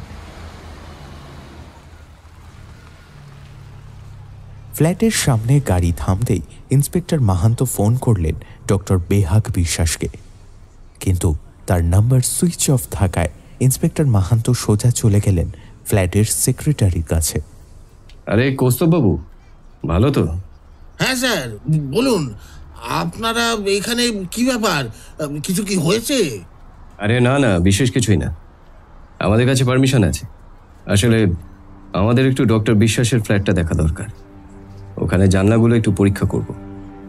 আমি ডক্টর বিশ্বাসকে ফোন করেছিলাম, কিন্তু ওনার নাম্বারটা সুইচ অফ বলছে, তাই আপনি যদি কিছু সাহায্য করতে পারেন খুব ভালো হয়। আমার কাছে ওই ফ্ল্যাটের ডুপ্লিকেট চাবি আছে ঠিকই, কিন্তু ডক্টর বিশ্বাস আমাকে এই ব্যাপারে কিছুই বলেননি। আরে এইটা আবার কোন লাগবো নাকি? উনি ডাক্তার, 5 কাজের মিনসে, তাই হয়তো ভুলে গেছেন। আপনি খুলে দেবেন, চলেন, আমরা ওনার লগে কথা কইয়া নিব। চলেন চলেন। ইন্সপেক্টর মাহাতিমের সিচুয়েশন সামলানোর ক্ষমতার মনে মনে তারিফ না করে পারলেন না ইন্সপেক্টর মাহান্ত। তাদের কাছে এরকম কোনো পারমিশন নেই, কিন্তু এই মুহূর্তে পারমিশন বার করতে গেলে পাবেন না জেনেই তারা এটা করেছেন। পরে যা হোক একটা পারমিশন দেখানো যাবে, সেটাই ঠিক করেছেন ওনারা। ইন্সপেক্টর মাহাতিমের কথায় কাজ হলো।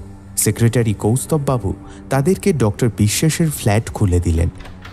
ইন্সপেক্টর মাহাতিম ফ্ল্যাটে ঢুকেই জানলাগুলো চেক করা শুরু করে দিলেন, আর ইন্সপেক্টর মাহান্ত নামলেন আসল কাজে। বেশ কিছুক্ষণ খোঁজাখুঁজির পর তিনি তার কাঙ্ক্ষিত জিনিসটা পেয়ে গেলেন। ডক্টর বিশ্বাসের ফ্ল্যাটে সুর‍্যাকের উপরের দিকে রাখা একটা ড্রয়ারের ভিতর থেকে ফ্রেশ স্টাইল বুটিকের একটা কাগজের ব্যাগ পেয়ে গেলেন, ঠিক যেমনটা কিছুক্ষণ আগেই পেয়েছেন অফিসার সেনের বাড়ি থেকে। কিন্তু তিনি জিনিসটার একটা ফটো তুলে সেটা আবার আগের জায়গায় রেখে বেরিয়ে এলেন। ইশারায় ইন্সপেক্টর মাহাতিমকেও বেরিয়ে আসতে বললেন। তারপর কৌস্তববাবুকে বেশ কিছু ধন্যবাদ বাণী শুনিয়ে ফিরে গেলেন থানায়।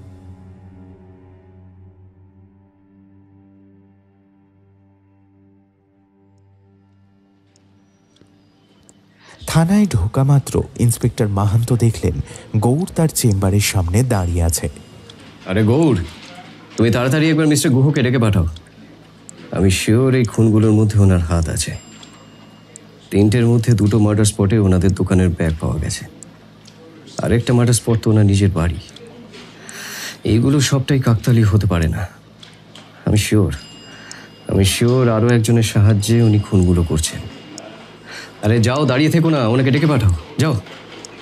ইন্সপেক্টর মাহান্ত ইন্সপেক্টর মাহাতিমকে নিয়ে তার রুমে ঢুকে যাচ্ছিলেন, কিন্তু তখনও গৌরকে দাঁড়িয়ে থাকতে দেখে ইন্সপেক্টর মাহাতিম একটু অবাক হলেন।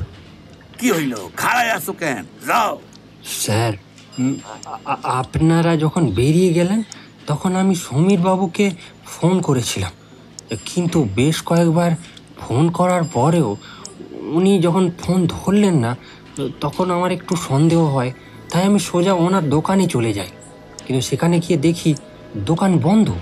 আশেপাশের লোকে দেখে জিজ্ঞেস করাতে তারা বলল গত 1 সপ্তাহ ধরে নাকি দোকান বন্ধ আছে। তাই তখন আমি ওনার বাড়িতে চলে গেলাম।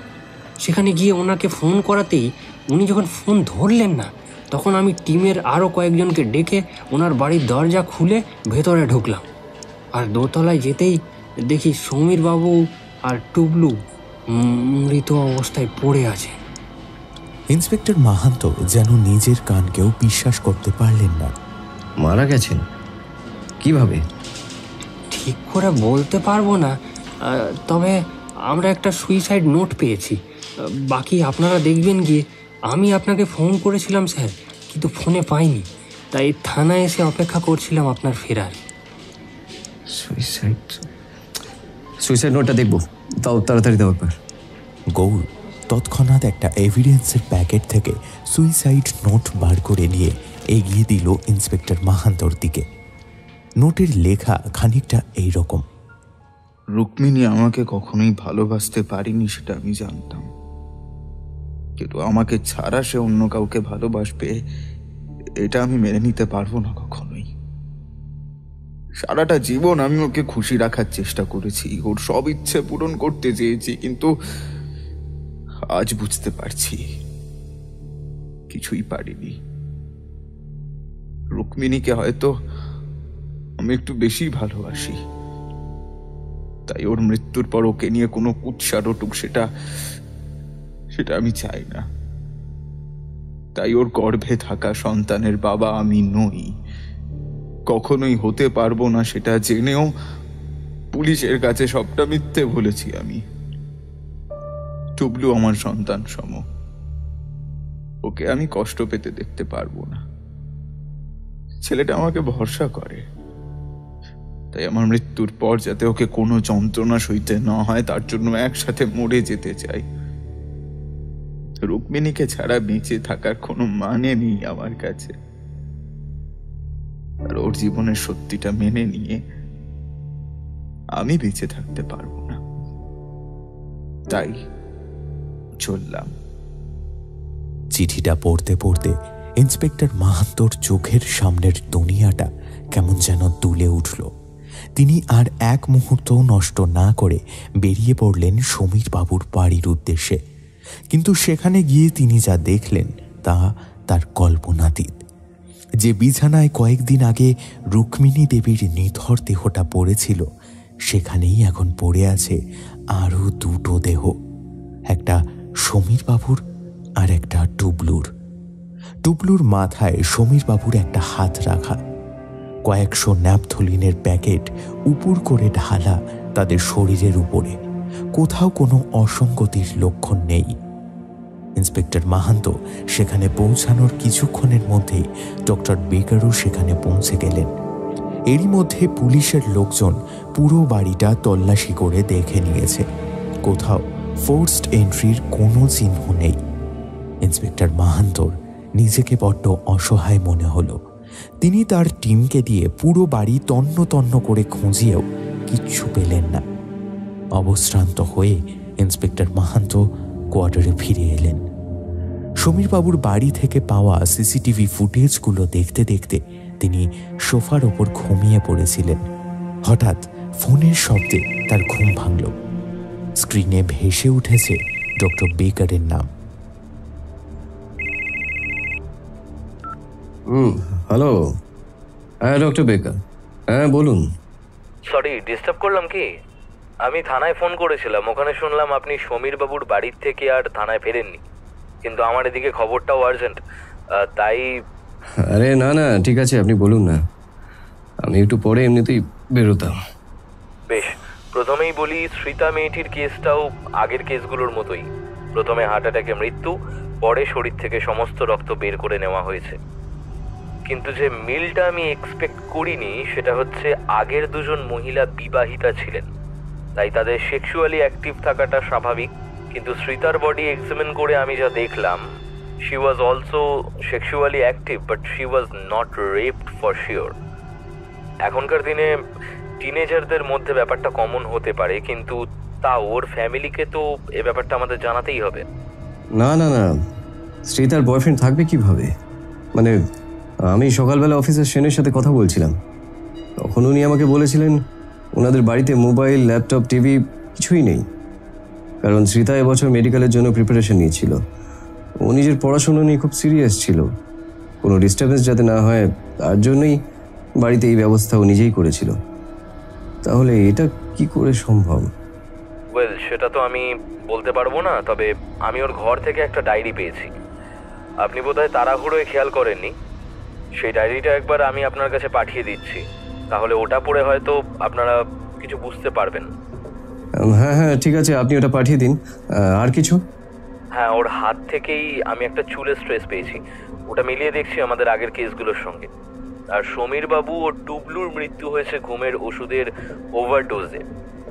আমার মনে হচ্ছে ওনারা খুন হয়নি, তবু আমি সুইসাইড নোটটা হ্যান্ডরাইটিং এক্সপার্টের কাছে পাঠিয়েছি।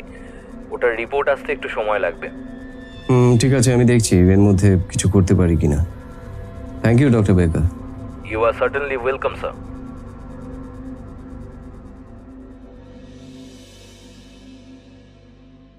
গত দুদিনে শ্রীতার ডায়েরিটা রীতিমতো মুখস্থ করে ফেলেছেন ইন্সপেক্টর মাহান্ত। তবে এটা কোনো ডে টু ডে ডায়েরি নয়, প্রতিদিনের সমস্ত কথা এতে লেখা নেই। লেখা আছে কিছু বিশেষ বিশেষ দিনের কথা, কখনো কখনো দু একটা শব্দ, ব্যাস। তবে এইটুকু ডায়েরি থেকে বোঝা যাচ্ছে যে শ্রীতার কোনো একজনের সাথে বেশ গোপন একটা সম্পর্ক ছিল। ডায়েরিটা খুব বেশি দিনের পুরনো নয়, 1 থেকে 1.5 বছর হলো এই ডায়েরিটা ব্যবহার করছিল শ্রীতা। প্রথম দিকের 10-12টা পাতা বাদ দিলে তারপর থেকে প্রায় বি শব্দটা লেখা। কোথাও লেখা আছে, আজ বিকে দেখতে খুব ভালো লাগছিল। কখনো বি শব্দটাকে ঘিরে একটা হার্ট আঁকা। কোথাও লেখা, বিয়ের সঙ্গে 1 সপ্তাহ কথা হয়নি বলে মন খারাপ ইত্যাদি। শ্রীতার বন্ধুবান্ধব আর বাবা মায়ের সঙ্গে কথা বলেছেন ইন্সপেক্টর মাহান্ত। তারা কেউই এ ব্যাপারে কিছুই জানেন না। ইনফ্যাক্ট সবাই বেশ খানিকটা অবাকই হয়েছে। সেন দম্পতির কথা বাদ দিলেও শ্রীতার বন্ধুবান্ধবরাও তার রিলেশনশিপের ব্যাপারটা মানতে পারেনি। তারা জানিয়েছে স্কুলে অনেক ছেলেই নাকি শ্রীতাকে প্রপোজ করেছিল, কিন্তু সে নাকি পাত্তাই দেয়নি কখনো। অথচ তার ডায়েরি দেখলে মনে হয় তাদের রীতিমতো প্রায় দিনই দেখা হতো, কথা হতো, কিন্তু পুরোটাই সবাইকে লুকিয়ে কিভাবে সম্ভব? ভেবে কিছু কুল কিনারা পাননি ইন্সপেক্টর মাহান্ত। তাই আজ তিনি একবার শ্রীতার স্কুলে গিয়ে কথা বলবেন ঠিক করেছেন। সেই মতোই তিনি সেখানে গেলেন। তবে টিচাররাও পুরো ব্যাপারটাতে অবাক, তারাও কিছুই জানেন না। শেষমেশ হেড মিস্ট্রেসের ঘরে গেলেন inspector Mahanta. Excuse me ma'am, আপনি কি আমাকে ডাকছিলেন? হ্যাঁ ইন্সপেক্টর, অ্যাকচুয়ালি আমার আপনাকে একটা জিনিস বলার আছে। শ্রীতা আমার স্কুলে একদম ছোট্টবেলা থেকে পড়ছে। ওকে আমি ভীষণ ভালোভাবে চিনি। তার একটা বড় কারণ হলো ও ভীষণই নার্ভাস। সারা বছর ভালোভাবে পড়াশোনা করলেও পরীক্ষা দিতে যাওয়ার আগে ও ভীষণ নার্ভাস হয়ে পড়ে। পড়তো, আবার রেজাল্ট নিয়েও কিন্তু ভীষণ চিন্তায় থাকতো। আপনি কাল ফোন করে এখানে আসার পারমিশন চাইলেন যখন, তখন আমি ওর রিপোর্টগুলো খুব ভালো করে দেখছিলাম। আর সেখানেই আমি দেখলাম যে ওর বিহেভিয়ার অনেক বদলেছে। ওর মধ্যে কনফিডেন্স এসছে। ওভারঅল পার্সোনালিটি ডেভেলপমেন্ট টেস্টে ও আগের থেকে অনেকটাই এগিয়েছে। এক সেকেন্ড, আপনি যে টেস্টের কথাটা বলছেন সেটা তো ডাক্তারদের কাছে করানো হয়। হ্যাঁ, আপনি ঠিকই বলেছেন। আমরাও ডাক্তারদের দিয়েই করিয়েছি। অ্যাকচুয়ালি আমরা জানি এই বয়সটাতে ছেলে মেয়েদের ওপর ভীষণ স্ট্রেস কাজ করে, তাই ওদের ওভারঅল ডেভেলপমেন্টের জন্য আমরা উইকলি একটা করে সেশন রাখি ডাক্তারদের সঙ্গে স্টুডেন্টদের। 1-to-1 সেশন হয় এগুলো। তারপর ওই 3 মাস 6 মাস অন্তর অন্তর ডাক্তাররা প্রত্যেক স্টুডেন্টদের জন্য তাদের ডেভেলপমেন্টের ওপর একটা রিপোর্ট তৈরি করেন। রিপোর্ট ভালো হলে ভালো কথা, তবে খারাপ হলে আমরা সেটা নিয়ে প্যারেন্টসদের সাথে কথা বলি। ব্যাস এটুকুই। আচ্ছা, এই ডক্টর মানে যিনি শ্রীতাকে দেখছিলেন তার সঙ্গে কি একটু কথা বলা যাবে? নিশ্চয়ই, আমি আপনাকে ডক্টর বিশ্বাসের নাম্বারটা দিয়ে দিচ্ছি, আর আমি ওনাকে ফোন করে একবার বলে রাখবো যে আপনি ওনার সঙ্গে কথা বলতে চান। ডক্টর বিশ্বাস মানে কোন ডক্টর বিশ্বাস? Doctor Behag Biswas. He is quite a famous psychologist here. হঠাৎ কি একটা ভেবে ইন্সপেক্টর মাহান্ত যেন উত্তেজিত হয়ে উঠলেন। আচ্ছা ম্যাম, ডক্টর বিশ্বাস শ্রীতাকে কতদিন ধরে দেখছেন? তা 1 বছরের একটু কম। আসলে আমার হাজবেন্ডও সাইকোলজিস্ট। উনি আগে আমাদের স্কুলে স্টুডেন্টদের দেখতেন, কিন্তু বয়স হয়ে যাওয়ার দরুন উনি এখন আর প্র্যাকটিস করছেন না। ডক্টর বিশ্বাস ওনারই স্টুডেন্ট, তাই উনি ডক্টর বিশ্বাসকে এই ব্যাপারটা বলেছিলেন। আর ডক্টর বিশ্বাস রাজি হয়ে গিয়েছিলেন। তারপর থেকে উনিই আসছেন। ইন্সপেক্টর মাহান্তর হঠাৎ বিদ্যুৎ চমকের মতো কি যেন একটা মনে পড়ে গেল। তিনি তাড়াহুড়ো করে হেডমিস্ট্রেসকে ধন্যবাদ জানিয়ে সেখান থেকে বেরিয়ে গেলেন, চলে গেলেন নিজের কোয়ার্টারে। রুক্মিণী দেবীর বুটিক থেকে পাওয়া সিসিটিভি ফুটেজগুলো আবার চালালেন, আর কিছুক্ষণ চলতেই তার চোখে পড়ে গেল সেই জিনিসটা যেটা তিনি এতদিন ধরে খুঁজছেন। ডক্টর বেহাগ বিশ্বাস গত 1 মাসে 1-2 নয়, প্রায় প্রত্যেক সপ্তাহেই 3-4 বার করে গেছেন রুক্মিণী দেবীর বুটিকে। সিসিটিভি ফুটেজে প্রত্যেকবারই তাকে কেনাকাটা করতে দেখা গেছে, কিন্তু কোনোবারই তার সঙ্গে মিসেস বিশ্বাসকে দেখা যায়নি। ঘটনাটা ইন্সপেক্টর মাহান্ত আগেই দেখেছিলেন, কিন্তু তার মধ্যেকার অসঙ্গতিটা তার মাথায় আসেনি। প্রথমত, সমীর বাবুদের বাড়ি থেকে ডক্টর বিশ্বাসের ফ্ল্যাট বা ক্লিনিক কোনোটাই কাছে নয়। তারপরেও তিনি শহরের অন্য সব দোকান ছেড়ে ওইখানেই গেছেন কেন? দ্বিতীয়ত, মিসেস বিশ্বাসের ওয়ার্ড্রপ থেকে 2-3টে শাড়ি পাওয়া গিয়েছিল, বাকি সব অন্য জামা কাপড়। অর্থাৎ মিসেস বিশ্বাস শাড়ি খুব একটা পরতেন না। অন্যদিকে রুক্মিণী দেবীর বুটিকে শাড়ি ছাড়া আর অন্য কিছু বিক্রি হয় না। তাহলে ডক্টর বিশ্বাস প্রত্যেক সপ্তাহে এই যে এতগুলো করে শাড়ি কিনেছেন, সেগুলো গেল কোথায়? তৃতীয়ত, সপ্তাহে 4-5টা করে গিফট দেওয়ার প্রয়োজনই বা কেন পড়ে ডক্টর বিশ্বাসের? না, অনেক প্রশ্নের উত্তর দিতে হবে ডক্টর বিশ্বাসকে। ইন্সপেক্টর মাহান্ত পকেট থেকে ফোনটা বার করে সেখানে ডক্টর বিশ্বাসের নাম্বারটা ডায়াল করলেন।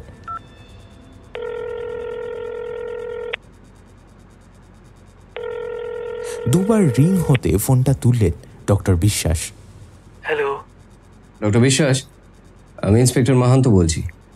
ও ইয়েস ইন্সপেক্টর, একটু আগে হেড মিস্ট্রেস ম্যাডাম ফোন করেছিলেন। উনি বললেন আপনি আমার সাথে কথা বলতে চেয়েছেন। আমার আর 1-2 পেশেন্ট দেখা বাকি আছে। হ্যাঁ, আপনি একটা কাজ করুন, ঘন্টাখানেক বাদে সোজা আমার নতুন ফ্ল্যাটে চলে আসুন, ঠিক আছে? ওখানে বসে কথা হবে। আমি আপনাকে ঠিকানাটা মেসেজ করে দিচ্ছি, কেমন? বেশ, ঠিক আছে।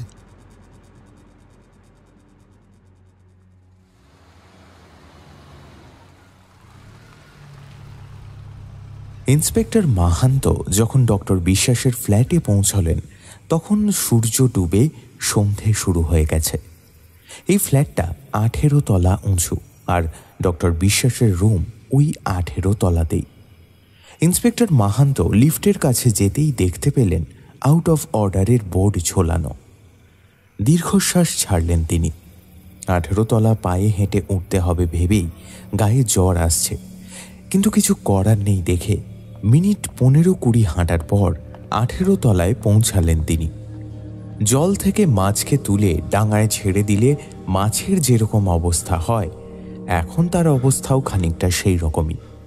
হাঁপাতে হাঁপাতে নির্দিষ্ট ফ্ল্যাটের দরজার সামনের বেল টিপলেন তিনি। কিছুক্ষণের মধ্যেই দরজা খুলে দাঁড়ালেন ডক্টর বিশ্বাস। আরে আসুন আসুন। হে বাবা, একদম হাঁপিয়ে গেছেন দেখছি। লিফটটাকেও আজই খারাপ হতে হলো। হ্যাঁ, আই এম রিয়েলি সরি। আপনি বসুন প্লিজ। ইন্সপেক্টর মাহান্ত বসতেই তার সামনে একটা জলের গ্লাস এগিয়ে দিলেন ডক্টর বিশ্বাস। গ্লাসের সমস্ত জল এক চুমুকে শেষ করে গ্লাসটা টেবিলের ওপর নামাতেই তিনি খেয়াল করলেন তার দিকে অদ্ভুত হাসি মাখা মুখ নিয়ে তাকিয়ে আছেন ডক্টর বিশ্বাস। ইন্সপেক্টর মাহান্তর একটু অস্বস্তিই হলো, কিন্তু ব্যাপারটাকে খুব একটা গুরুত্ব দিলেন না তিনি। ডক্টর বিশ্বাসই কথা শুরু করলেন। বলুন ইন্সপেক্টর, কি জানতে চান আপনি? শ্রীতা সেনকে তো আপনি দেখছিলেন, ওর সঙ্গে আপনার কি কি বিষয় কথা হতো সেটা যদি একটু খুলে বলেন তাহলে খুব সুবিধা হয় আমার। খুব ভয় পেত, মানে পরীক্ষা কেমন হবে, রেজাল্ট কেমন হবে, ও আদৌ মেডিকেলে চান্স পাবে কি না, এইসব বিষয় নিয়ে ভীষণ ভয় পেত। এসব নিয়েই কথা বলতো আর কি। এবার কি বলুন তো ইন্সপেক্টর, আমি না এসব ভয় পাওয়া মানুষদেরকে খুব একটা পছন্দ করি না। একটাই জীবন, ভয় পেয়ে বাঁচবো কেন? তাই আমি ওকে ভালোবাসতে শিখিয়েছিলাম। ব্যাস, ওতেই কাজ হতে থাকে। কাকে ভালোবাসতে শিখিয়েছিলেন? আপনাকে? আপনার নামের মধ্যে বি এর পর দুটো ই আছে দেখলাম এখনই ফ্ল্যাটে ঢোকার সময়। হ্যাঁ, কিন্তু সেটা থেকে তো এটা প্রমাণ হয় না না যে শ্রীতার ডায়েরিতে থাকা বি আসলে আমি বা ও আমাকে ভালোবাসতো। ইন্সপেক্টর মাহান্ত যার পর নাই অবাক হলেন। আপনি ওর ডায়েরিটা দেখেছিলেন? না, আমি জানতাম না যে ও ডায়েরি লিখতো। আজ হেডমিস্ট্রেস ম্যামের কাছেই শুনলাম যে আপনি নাকি ওর ডায়েরিটা পেয়েছেন। হ্যাঁ, কিন্তু কথা বলতে বেশ খানিকটা কষ্ট হচ্ছে ইন্সপেক্টর মাহান্তর, কিন্তু তার দিকে নজর না দিয়ে কথা বলে চললেন ডক্টর বেহাগ বিশ্বাস।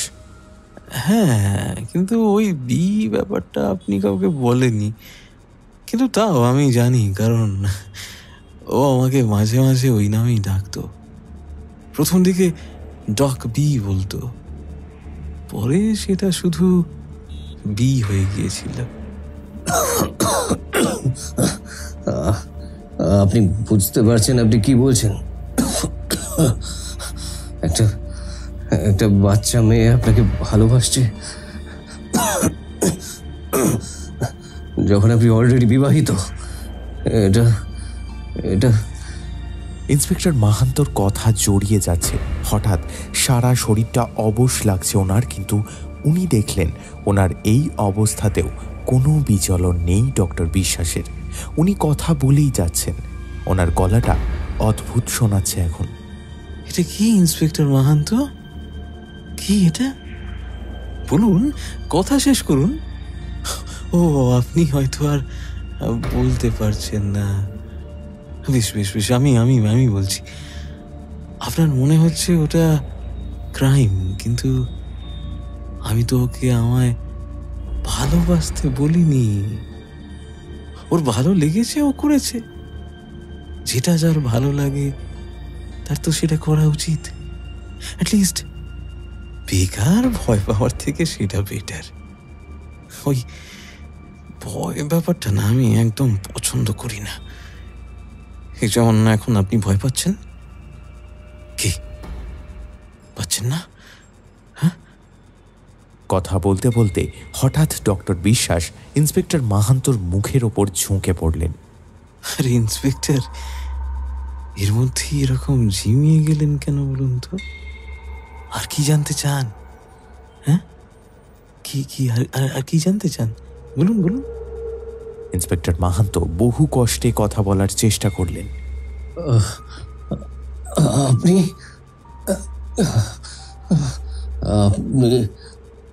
আমার চলে হ্যাঁ হ্যাঁ হ্যাঁ হ্যাঁ হ্যাঁ, আপনার জলে আমি একটা ওষুধ মিশিয়েছি। এতে আপনার প্রথমে গা হাত পা অবশ হয়ে যাবে, তারপর আস্তে আস্তে আপনি অজ্ঞান হয়ে যাবেন, আর তারপর বেশ কিছুক্ষণ পর আপনার হার্ট আর ব্লাডের প্রেশারটা নিতে পারবে না এবং আপনার ছোট্ট হার্ট অ্যাটাক হবে। ব্যাস এটুকুই। তবে বিশ্বাস করুন, আমি আপনাকে মারতে চাইনি। ইনফ্যাক্ট ঝামেলাটা আপনিই শুরু করেছেন। সেদিন আমার আর ঝুমুরের ফ্ল্যাটে গিয়েছিলেন, অথচ আমাকে জানালেন না। হ্যাঁ, আবার কৌস্তব বাবুকেও মিথ্যে কথা বলেছিলেন। আপনার আমাকে নিয়ে এত ব্যস্ত হয়ে যাওয়ার কিছু ছিল কি? হ্যাঁ, কিছু ছিল না, কিচ্ছু ছিল না। কিছু জানার থাকলে সরাসরি আমাকে জিজ্ঞেস করতে পারতেন। এই লুকোচুরি ব্যাপারটা আমার ঠিক পোষায় না। না না না না না, একদম ঠিক নয় এটা। যাই হোক যাই হোক, আপনি আপনি ফালতু ফালতু আমার ট্র্যাক রেকর্ডটাকে খারাপ করছেন। এই যে আপনাকে মারবো, অথচ আপনি আমার কোনো কাজে লাগবেন না, জানেন তো? এটা আমার স্টাইল নয়। আমার যাকে ভালো লাগে আমি কেবলমাত্র তাকেই মারি। অ্যান্ড ফর গডস সেক, আপনি নিশ্চয়ই এটুকু বিশ্বাস করবেন যে আমার আপনাকে ভালো লাগে না। কি বিশ্বাস করবেন তো? এত শারীরিক কষ্টের মধ্যেও ইন্সপেক্টর মাহান্ত হকচকিয়ে গেলেন। মানে মানে আপনি খুন? আরে না না, খুন করব কেন আমি? আরে বাবা, ওরা তো আগে থেকেই মরে গেছিল, আমি তো মারিনি। আমি ওদের একটু ভয় দেখিয়েছিলাম, ব্যাস, আর কিছু না।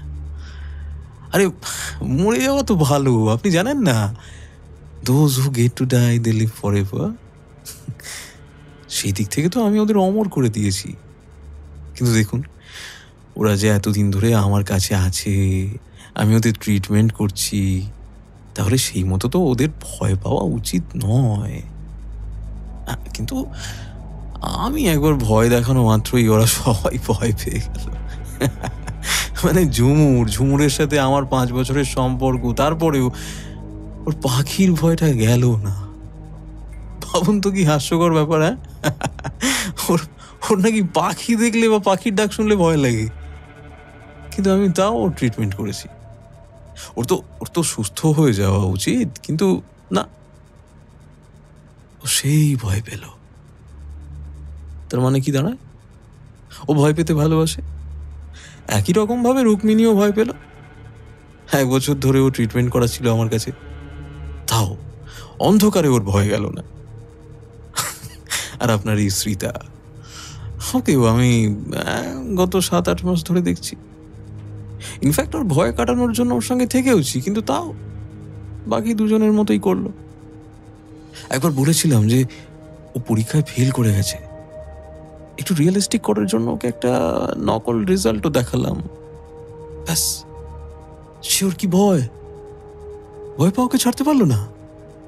তাহলে এখান থেকে কি দাঁড়ায়? যে এরা ভয় পেতে ভালোবাসে, তা এরা যেটা ভালোবাসে সেটা যদি ওরা করতে পারে, তাহলে আমি করব না কেন? বলুন, আপনিই বলুন। আমার হঠাৎ কোনো মানুষের গায়ের গন্ধটা ভালো লেগে যায়, তখন আমার মনে হয় আমি তার সঙ্গেই থাকি সারাক্ষণ। তারপর সেই গন্ধটাকে আরো বেশি বেশি করে পেতে ইচ্ছে করে, তাই তখন সেই মানুষটার রক্ত আমাকে খেতে হয়। আমার খুব ভালো লাগে, এটা একটা নেশা, জানেন তো। হ্যাঁ, আর এই নেশাটা করতে আমার ভালো লাগে। একটা সুন্দর ঘোরের মধ্যে সময় কাটাতে পারি আমি। ঠিক যেমন এখন আপনার একটা ঘোর লাগছে, অনেকটা সেরকম। কিন্তু আপনার শরীরে যে ব্যথা লাগছে না, আমারটা সেরকম নয়, অনেকটা ওই রবি ঠাকুরের ওই গানটার মতো। সখী ভাবনা কাহারে বলে, সখী যাতনা কাহারে বলে, তোমরা যে বলো দিবস রজনী, ভালোবাসা সখী ভালোবাসা কারে কর, সে কি কেবলই যাতনাময়। ইন্সপেক্টর মাহাতো আর চোখ খোলা রাখতে পারলেন না। আস্তে আস্তে তার চোখের সামনে দুনিয়াটা ঝাপসা হয়ে গেল। ডক্টর বিশ্বাস তখনও গুনগুন করেই চলেছেন।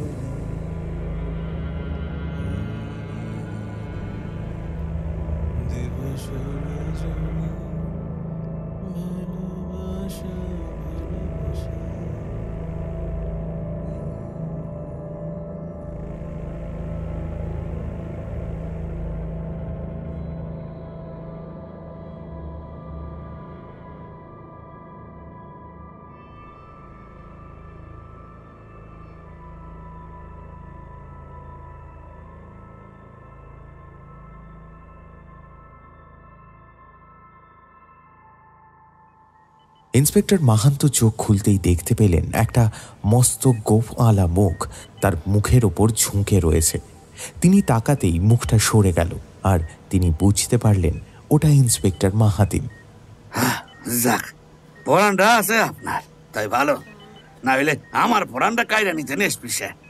বেশ, আপনি রেস্ট করেন, হাজার হইব না, আমি একেবারে কাল আসুন। কথা বলতে বেশ কষ্ট হচ্ছিল ইন্সপেক্টর মাহান্তর, তাও তিনি একটা জিনিস না জেনে থাকতে পারছেন না।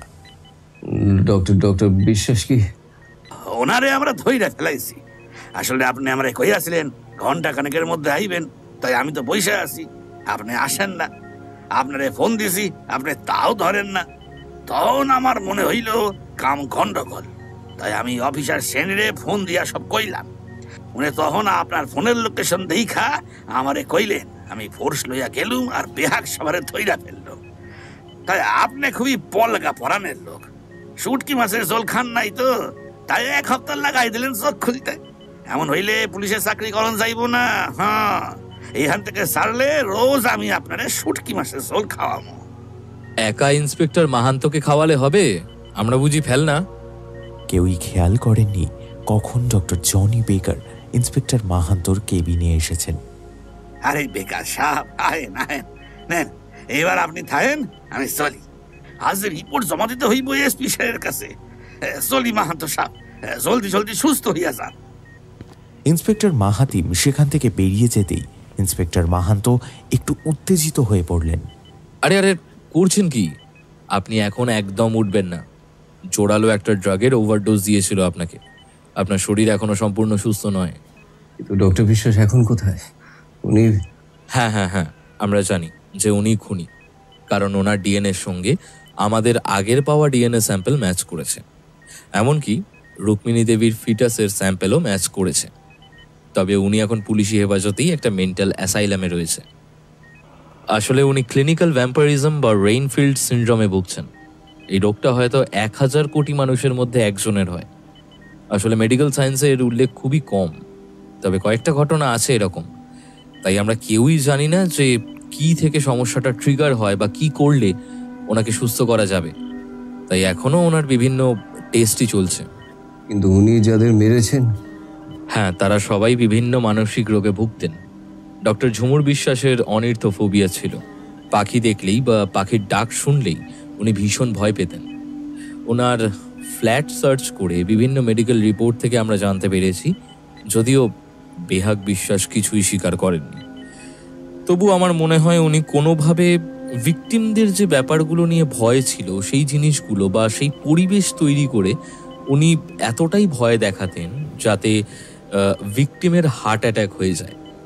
এরপর উনি ভিকটিমদের শরীর থেকে সমস্ত রক্ত সিরিঞ্জ বা ওই জাতীয় কিছু দিয়ে বার করে নিতেন এবং হয়তো খেতেন। তারপর ওই জায়গাটা এমনভাবে ক্ষত তৈরি করতেন যাতে দেখে মনে হয় ওটা কোনো পশু বা পাখির কাজ। ভিকটিমরা কি বাঁচার কোনো চেষ্টাই করতো না? সেটা তো বলতে পারবো না ইন্সপেক্টর মাহান্ত, তবে আজকে না। আপনি এবার রেস্ট নিন, এখনই মাথায় এত প্রেশার দেবেন না। আমি চলি, বিকেলে আসবো। ডক্টর বেকার বেরিয়ে যেতেই ইন্সপেক্টর মাহান্ত চোখ বন্ধ করে ঘুমানোর চেষ্টা করছিলেন। আর ঠিক তখনই তার মাথার পিছন থেকে শুনতে পেলেন বেহাগ বিশ্বাসের গুনগুন করে গাওয়া গানের অংশ।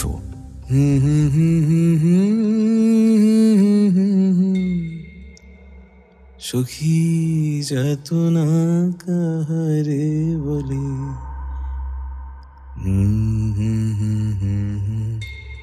দিবস রজনী ভালোবাসা ভালোবাসা,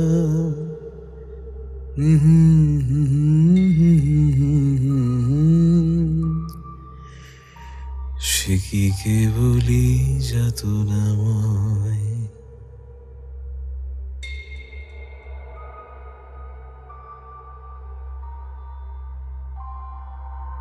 শুনছিলেন আমাদের আজকের নিবেদন ঐন্দ্রিলা সামন্তর কলমে আমি মৃত্যু ভালোবাসি। আজকের গল্পের সূত্রধার ও গল্প পাঠে আমি অভিজিৎ।